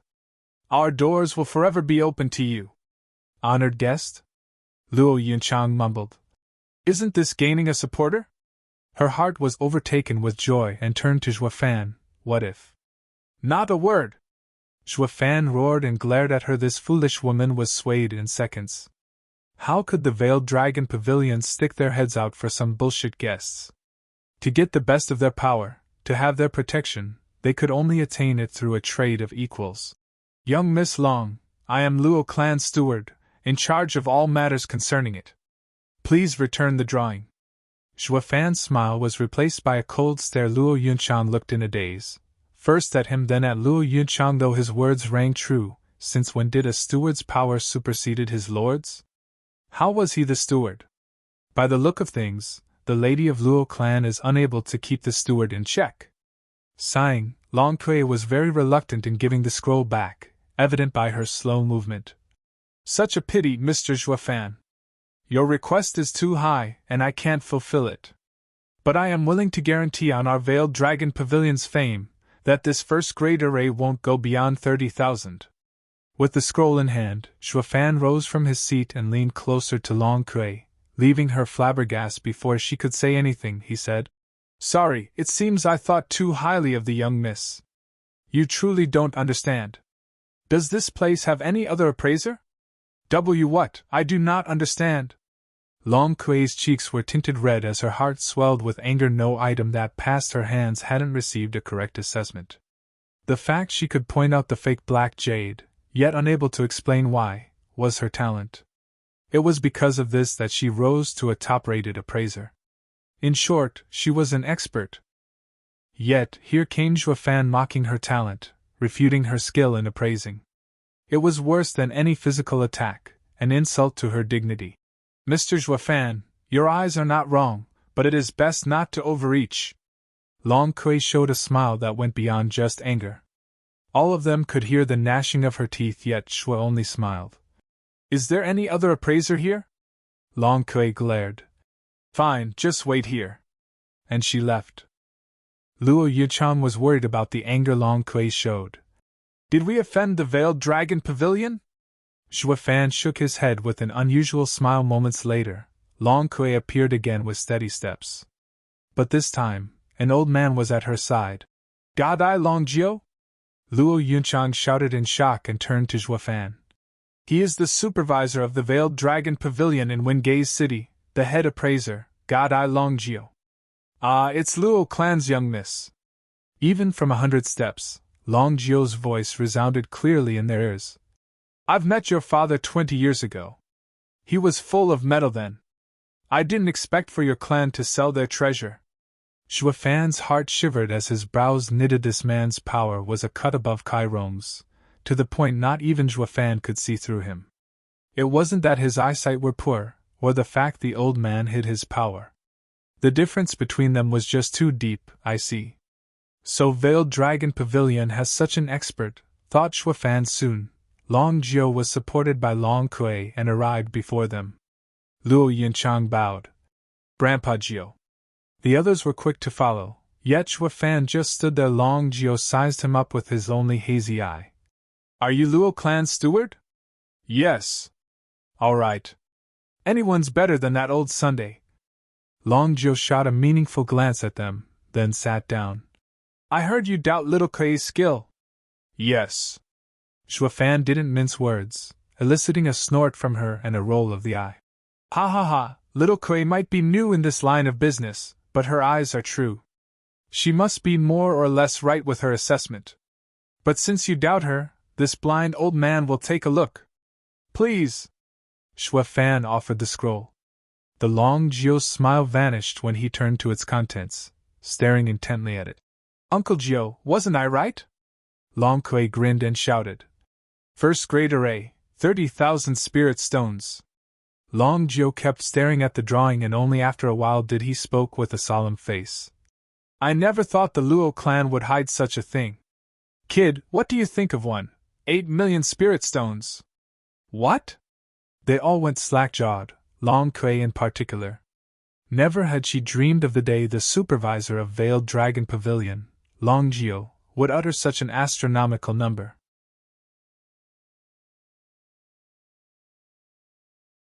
It became one of the top 3 deals in Veiled Dragon Pavilion's history. Damn, thank God we didn't do anything or disaster might have struck. A guard watched the four leave and wiped the sweat off his brow. The other just bobbed his head. Veiled Dragon Pavilion treated a rich clan with respect. If any of their men dared to offend the clan, the noble house would exact punishment. In the case of a clan with 1,000,000 spirit stones, the guards' complete lack of courtesy would even end with their deaths. Thinking about it, they began to sweat buckets. On the other hand, Long Kui returned to Long Jio, who was now looking at every detail of the first-grade array. "Uncle Jio, isn't it just a first-grade array? How is this worth 10 million? I never even seen an item worth that much." Long Kui asked the moment she went through the door, sighing. Long Jio gestured to her next to him. "Little Kui, look closer. This might be the only one of its kind in the Empire." "This is," Long Kui's eyes flashed with shock, "an ancient array." Long Jio showed how moved he was with every word. "The ancient arrays are a lost art, yet this has essentially proven their existence. It is priceless, and even 10 million is too low." "What? It's that valuable?" Nodding, Long Jio revealed a childish smile, as if he got his most cherished toy. But something occurred to him that soured his mood. "Little Kui, tell Ajia to find 5 experts and watch over the Luo clan. They offended the Sun clan today. Why should we help them?" Long Jio snorted. "Haven't you been listening? We owe them." Long Kui began to recall. So this is what Shui Fan and Long Jio were haggling over. Yet, the veteran Uncle Jio was defeated in negotiations by a pup. Of course he was in a bad mood. Long Kui couldn't help but let out a giggle.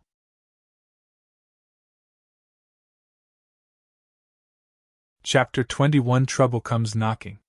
Chapter 21 Trouble Comes Knocking. The second day, Shui Fan was meditating in his room at the tavern when hurried footsteps closed in. Captain Peng rushed in with an anxious face. "Sun Clan has us surrounded outside." Slowly opening his eyes, Shui Fan evoked an odd smile. "They're finally here." Why are you so calm?" Shui Fan walked outside without a care. "I've been waiting for them. Tell the siblings to come out too." Captain Peng couldn't help but roll his eyes helplessly. Shui Fan was the official Luo clan steward and called young miss and young master in others' presence. But when they were alone, he had no such restraints. If it were the past, Captain Peng would have gone the distance in enacting the clan head's rules. But he got used to the tough-looking but soft-hearted Shui Fan. He had the habit of criticizing the siblings on and on. But he was the first to jump in front of them when the need arose, just like yesterday, when he rebuked Luo Yunchang for speaking out of place and coming close to ruining their deal. Although wrong at the time, the young miss knew when they saw Long Jio leaving that Shui Fan had done a great favor for the Luo clan. With how the rundown Luo clan turned in 1,000,000 spirit stones, they wouldn't be in the precarious position of living on the streets or relying on others. What was most important was Long Jio's evaluation of Shui Fan. As long as the Luo clan had him, it would soar. "A capable man stands at the top." Captain Peng rubbed his chin, taking one last look of admiration at Shui Fan, then went to get the siblings. Soon, Captain Peng accompanied them to Shui Fan in the tavern's hall. Luo Yunchang still bore the marks of grievance from yesterday's tongue-lashing on her face. "Let's go, young miss and young master." Shui Fan gestured outside with his eyes, and Luo Yunchang snorted as she pulled her brother along. The tavern keeper opened the doors with a creak. Luo Yunchang showcased her young miss qualities by shifting her posture and expression to ones worthy of such status. Shui Fan even sighed inside that she was a prime example of a clan's lady. 30 Sun clan guards stood outside, chi condensation experts. In the lead was Sun Yufei and a tall, dignified young master. He held a fan as his ghostly eyes roamed over Luo Yunchang's lithe figure. Noticing his gaze, Luo Yunchang shifted hers to Sun Yufei. "Why has young Miss Sun brought so many people to look for us?" "Humph, why ask when you already know he offended this young miss in the Kai manner?" Sun Yufei pointed with hatred at Shui Fan. "I will make sure to wipe out all of the Luo clan today." Luo Yunchang knitted her brows and pulled Luo Yuhai tighter. But a look at the relaxed Shui Fan eased her tension. It was in these moments of extreme danger that Shui Fan dissolved all problems. Be it in front of Kai Rong or even Long Jio, his cunningness and meticulous planning pulled them through. In front of those two experts, these people were nothing. Luo Yunchang knew, as long as Shui Fan was calm, The matter was as good as settled. Seeing Fan unflinching, Luo Yunchang began to smile, lifting her chin with confidence. My Luo clan had lorded over Windgaze City for centuries. You think we'll bend over just because you say so? Young Miss Sun, your clan has only been here for just a few decades. Please watch your tone. Luo Yunchang had finally recovered the lofty bearing she had in the time of Luo clan's prosperity. Such confidence left others speechless. The audience reduced Sun Yufei to a shrew servant, while raising Luo Yunchang to a noble lady. Noticing their expressions, Sun Yufei's face was inflamed, bursting with yuan qi. Luo Yunchang, I will teach you the meaning of a fallen clan. She charged for her, and Captain Pang rushed to protect his young miss. But before they could meet, a fan rested between them. Cousin, Sun Yufei watched him with bloodshot eyes. Without paying her any attention, he showed respect towards Luo Yunchang. Young Miss Luo, please forgive my cousin's lack of manners. We have come to your home for your steward to seek justice for my cousin. It does not concern young miss. If you hand him over, I guarantee not to harm any Luo clan member. Cousin, didn't we say we're going to destroy them? Why?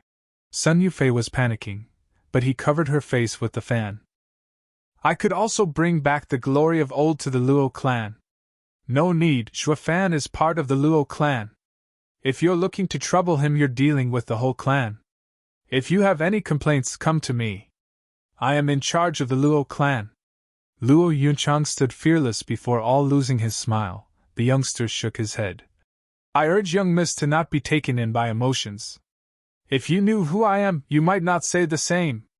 Frowning, Luo Yunchang glared at him. I am Yu Quan, a disciple of Hell Valley. Luo Yunchang was shocked and took 2 steps back. That's 7 noble houses. Ha ha ha, scared now? Sun Yufei laughed with pride. Everyone, besides Fan, sported grim expressions. There was no reason to fear meeting Long Jiao since they were negotiating, but in this case, they were at odds with the Hell Valley. Any from the 7 noble houses needed to only lift a finger, and a mortal clan would fall or thrive. No wonder even the clan head Kai Rong saw the Sun Clan girl with importance. Her clan had a connection with the 7 noble houses. Fan. Luo Yunchang grabbed his hand as her voice trembled. With a reassuring smile, he stepped forward. I am Luo clan steward, Fan. What do you think of fighting one-on-one? Humph, cousin was right, you are an arrogant slave, sneered Yu Quan as he approached him. All of us against someone like you will smear Hell Valley's reputation. With his last word, a whoosh sound traveled and Yu Quan disappeared. Fan's eyes narrowed, somersaulting backward. When he looked forward, a trace of blood flowed down his face as blood dripped from his cheek. The youth now occupied Fan's previous position. Humph, so you've managed to dodge it. Yu Quan eyed him evilly, as if he was toying with him. 6th layer of Qi condensation, demonic cultivator. Fan squinted and smiled. Interesting. When Yu Quan attacked like a demon, if Fan wasn't a veteran demonic cultivator, it would have killed him. But this revealed Hell Valley's nature, that of a demonic faction. If another met such a problem, he'd have a hard time coping. Demonic cultivators gain power through any means, filled with danger and ruthless natures. Righteous cultivators took the opposite approach, taking it one step at a time. They weren't as impressive as demonic cultivation experts, but they hardly encountered problems in cultivation, and this explained why, despite only in his 6th layer, Yu Quan was far more dangerous. Yet Zhuo was in the 2nd, and 4 layers difference would make him hard-pressed even against a righteous cultivator. Luck had it though that Fan was an old monster in demonic cultivation, knowing his fair share of its arts and methods. This was his only hope of success. Are you all right? Luo Yunchang was anxious. Watching the blood trail down his cheek, he wiped the blood and showed an excited smile. It wasn't that he never fought with higher layers before, just that they were all righteous cultivators. This was his first encounter with a demonic cultivator in this situation, and began to enjoy the novelty of it. Fight! Even if the Luo clan wasn't here, it was still important to go through with this fight for the sake of his meticulous schemes. This fight followed no logic. As his boiling blood dictated his movements, the bloodthirsty look in Fan's eyes caught Yu Quan off guard. Common sense told him his first move should have robbed Zhuofan of his life, and even if he escaped by some miracle, he'd be scared witless. But instead of fear, Zhuofan showed thrill and thirst for battle. Can it be? Yuquan thought of something but was forced to block. Bam! A blood palm exploded in his hand, pushing him back again and again. When he finally stopped, his hand was dripping blood. Cousin, be careful. Even Kai Rong suffered from this palm. Sun Yufei advised. Yuquan frowned, his casual expression turning grave. This is going to be a pain. Never thought I'd meet someone like him. He saw Zhuofan sporting a grin and he sighed inside, while also raising his vigilance. If I had known, I wouldn't have caught myself in this.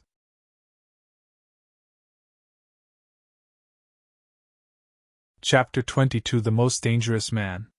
Chapter 22 The Most Dangerous Man. Demonic cultivation had a single pursuit: power. Meanwhile, the righteous path followed set rules to form a solid foundation and advance one step at a time. Because of this savage pursuit, demonic cultivators were seen as madmen, resorting to any despicable means to further their might. This was why righteous cultivators feared them. Fighting them was tantamount to fighting a madman. With this knowledge in mind, Yuquan began to regret fighting Zhuofan. Despite being confident in his success, fighting an unscrupulous demonic cultivator would be sure to come with negative repercussions on his part. I need to settle this quickly.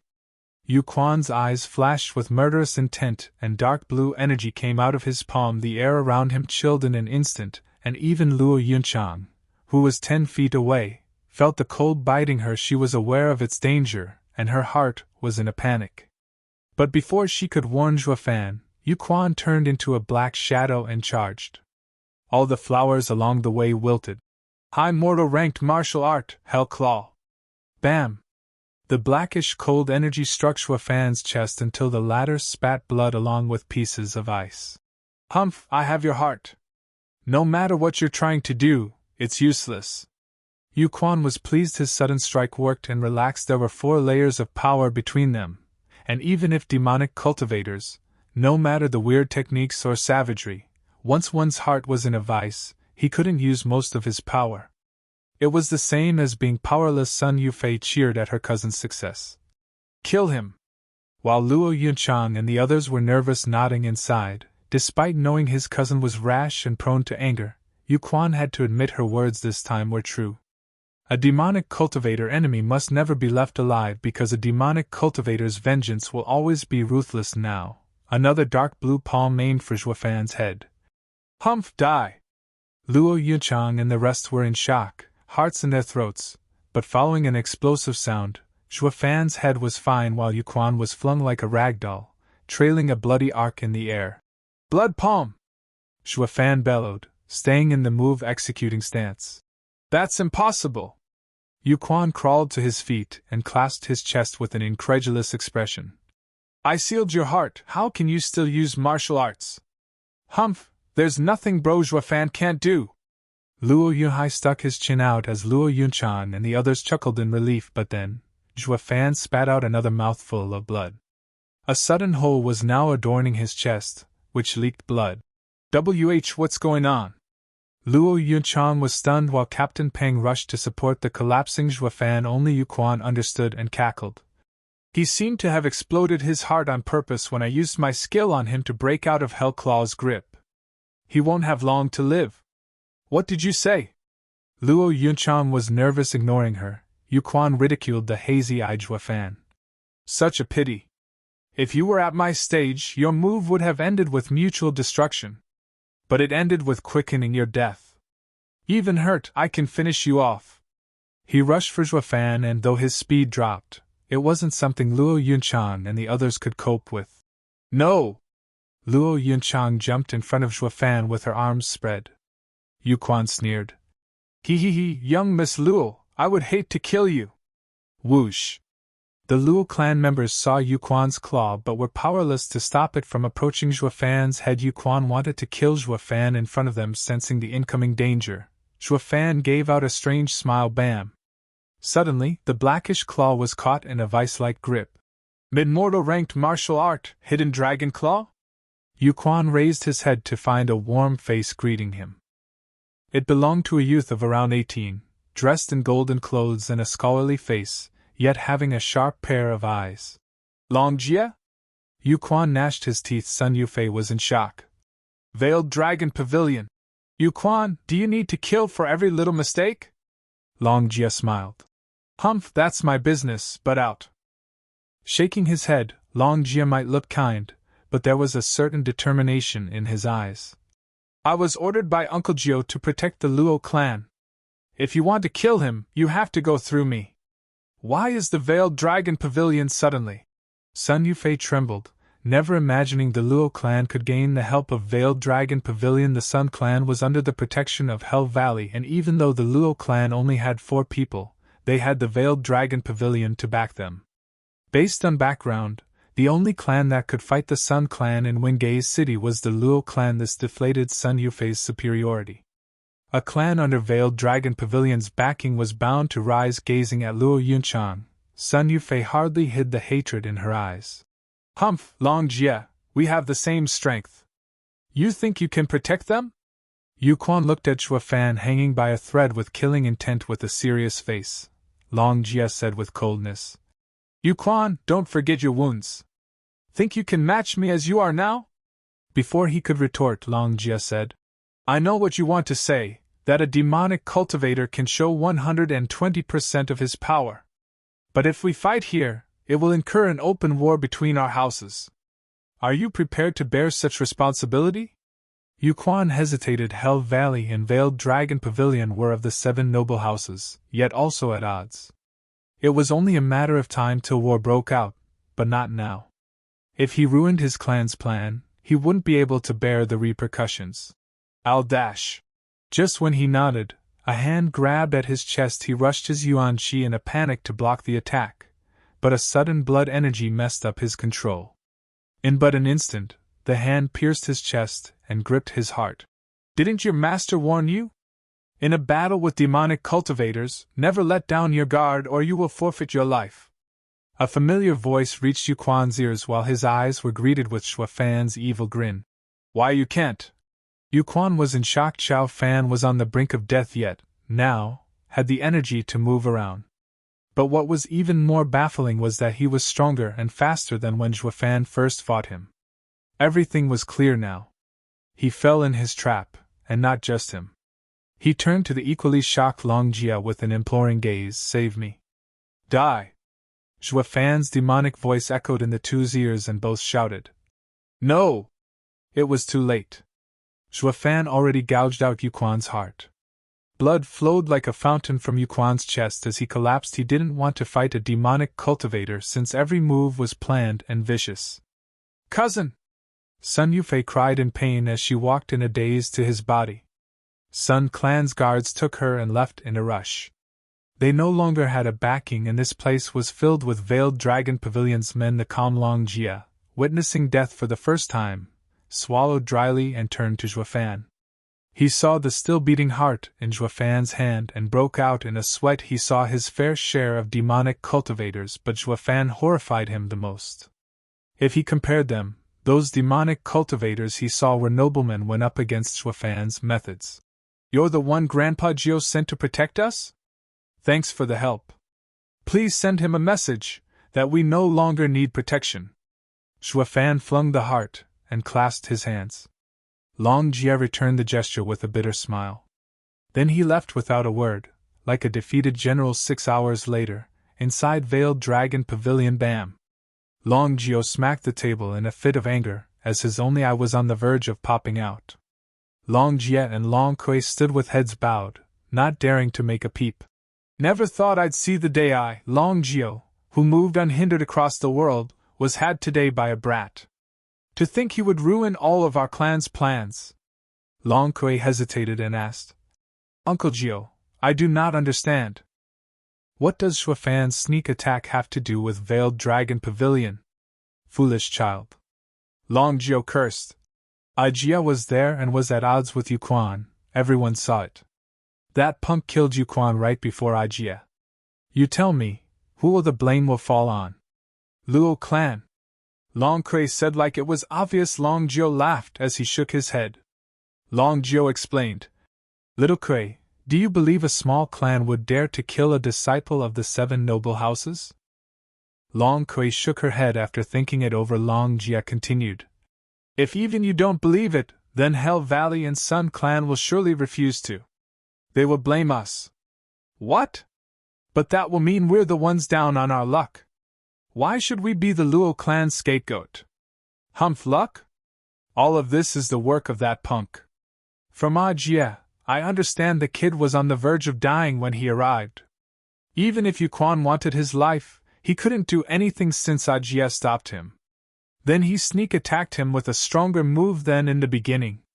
This clearly states how cunning he was and that he planned ahead. What? Does that mean he knew Brother Long Jia was there from the start and targeted Yuquan?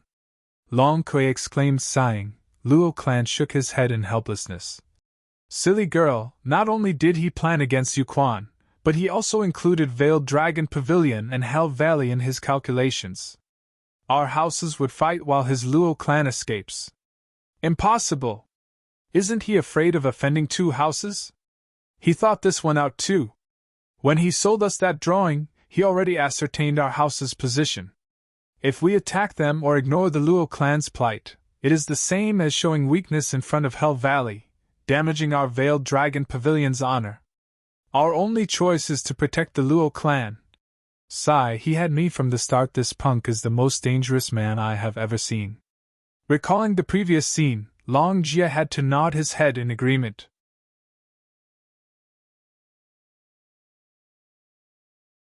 Chapter 23 Conspiracy. Chapter 23 Conspiracy. Get out! In the dead of night, Xue Fan was trying hard to staunch the flow of blood from his chest while sitting on the bed. Luo Yunchan wanted to help him, but Xue Fan's bellow drove her out despite winning against Yuquan. His victory wasn't a sweet one. If not for his sneak attack, the fight would have been one-sided, a common occurrence when demonic cultivators were involved. But he felt a deep sense of powerlessness from today's fight. Although they were 4 layers apart, he believed himself to be a demonic emperor, that using all his power would have certainly finished off a kid still wet behind his ears. Yet reality showed that not only he couldn't win, but he also couldn't even get the upper hand in the fight. He had to rely on scheming to lure Veiled Dragon Pavilion out in the open and kill his enemy when he least expected by inciting chaos among the houses, while also providing the Luo clan a way out. It all went according to plan, yet it didn't leave a good taste in his mouth. Too weak. To get rid of their trouble with the Kai clan and Sun clan, they got tangled up in the 7 noble houses conflict. It was trading one poison for another. All was quiet for now, but they'd have to face the music sooner or later. Yet, with his meager power, he couldn't protect himself, let alone the Luo clan. I need to get stronger fast. Xue Fan clenched his teeth and performed strange hand gestures as his eyes let out an eerie red light. At this moment, Kai Shouting was meditating in a room when a sudden ache in his abdomen twisted his face in pain.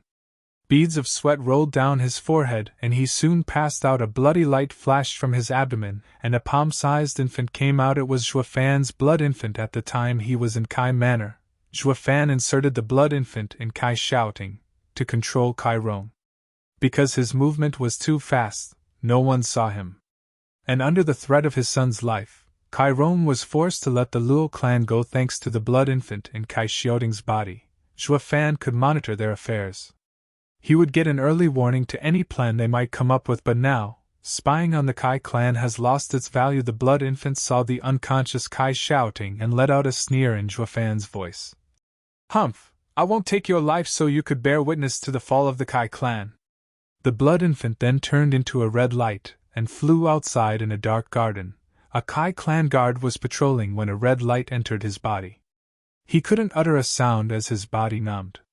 He soon shriveled up and a light wind scattered him to dust, leaving behind the red glow. In this manner, more than 30 guards disappeared from the Kai clan in the tavern. Xue Fan snickered and sent Blood Infant for the next prey. He and the Blood Infant were one. When the Blood Infant entered a cultivator, he used the demon transformation art to absorb the person's blood essence and Yuan Qi for Xue Fan to refine later. He didn't plan on using the Blood Infant so soon, but he needed it to heal his heart. So he might as well reduce Kai Clan's numbers while he was at it. The blood infant reached the chi condensation, and even an early bone tempering expert would find it troublesome to fight with.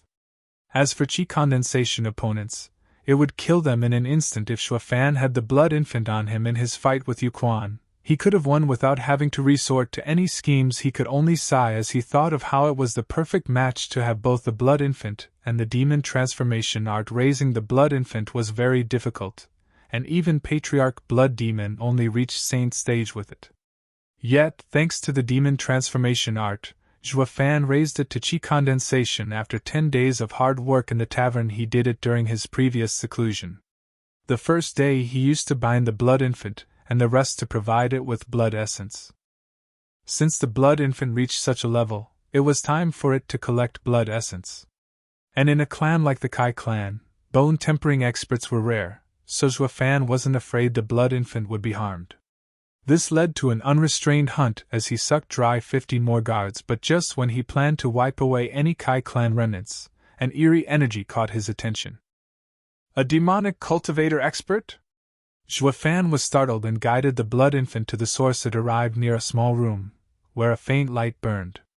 There were 24 peak chi condensation cultivators standing guard. It stirred Zhuafan's curiosity and drew blood infant to a window.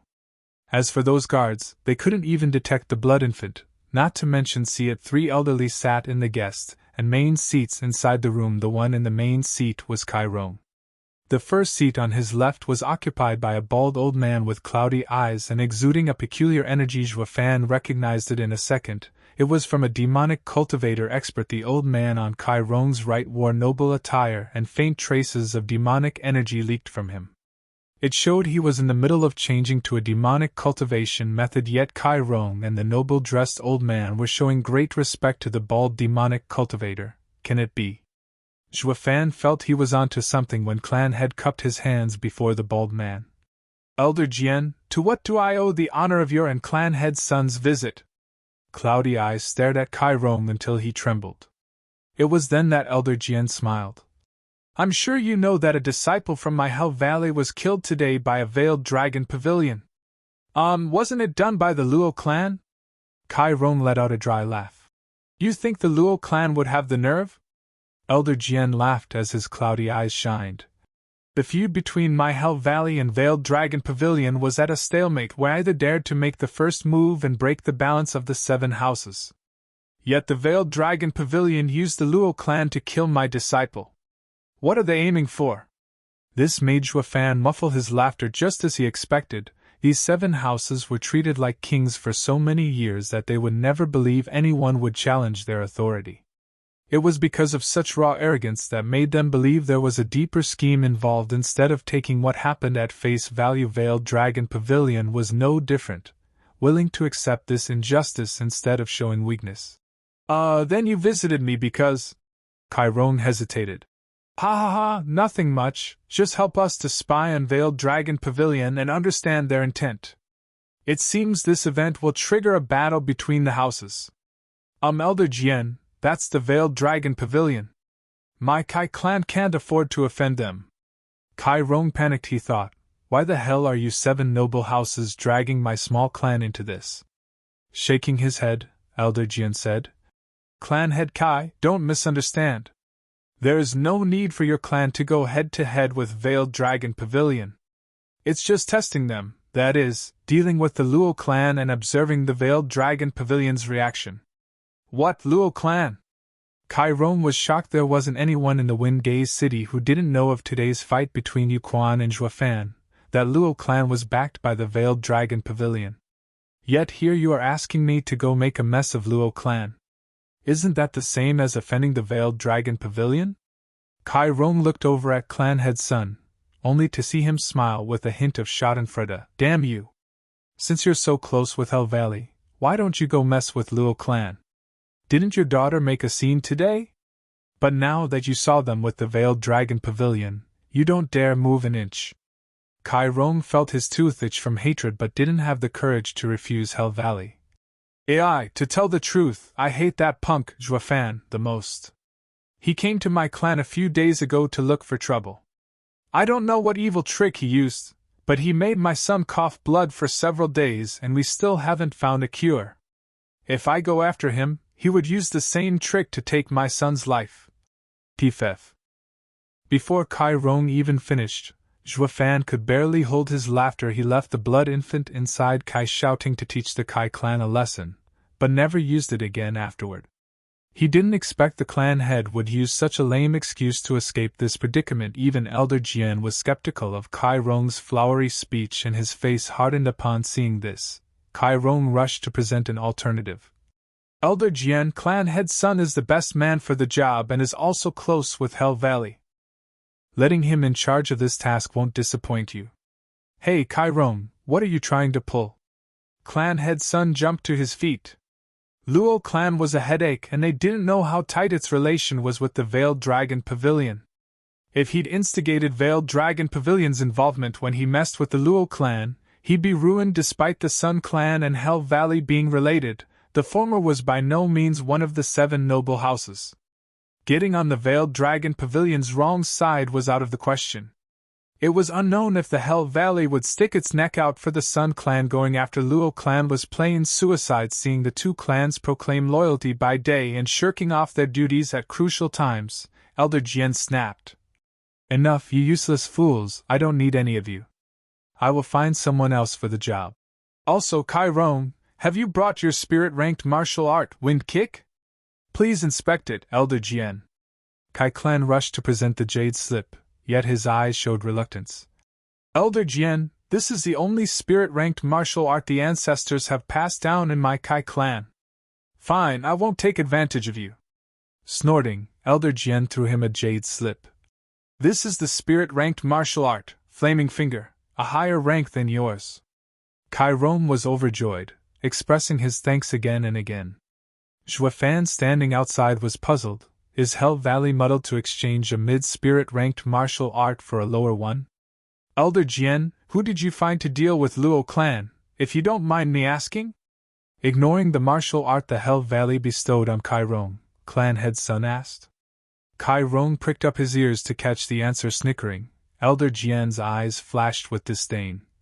You bunch of dogs, afraid someone might replace you? Humph, relax will you, that person is from Hell Valley. Does the Hell Valley plan to step forward? Why, Kai Rong and clan head's son didn't mind Elder Jian's disdain, and were surprised with an odd light in his eyes. Elder Jian said. He is a spy we have long planted in the Blackwind Mountain. Blackwind Mountain! Zhuofan was so shocked his heart skipped a beat, and his control over his energy slipped. Who's there? Elder Jian whipped his head and launched a palm attack. The door was blown to pieces as Blood Infant turned into a red streak of light, and flew away. Only now did Elder Jian rush outside. So quick! Zhuofan's shock wasn't small, but luck was with him as the guards were surrounding the place. He grinned and urged the Blood Infant to enter one of them. Blood boil! The guards were in shock as Zhuofan's shout blew up the guard. With no time to dodge, all the others next to him lost their lives. Elder Jian's figure was blocked by the sudden explosion, allowing Blood Infant's escape. Kai Rong and clan head's son saw the wretched aftermath, and were frightened. What was that? Elder Jian shook his head, yet his face turned grave. I don't know, but it must belong to a demonic cultivator.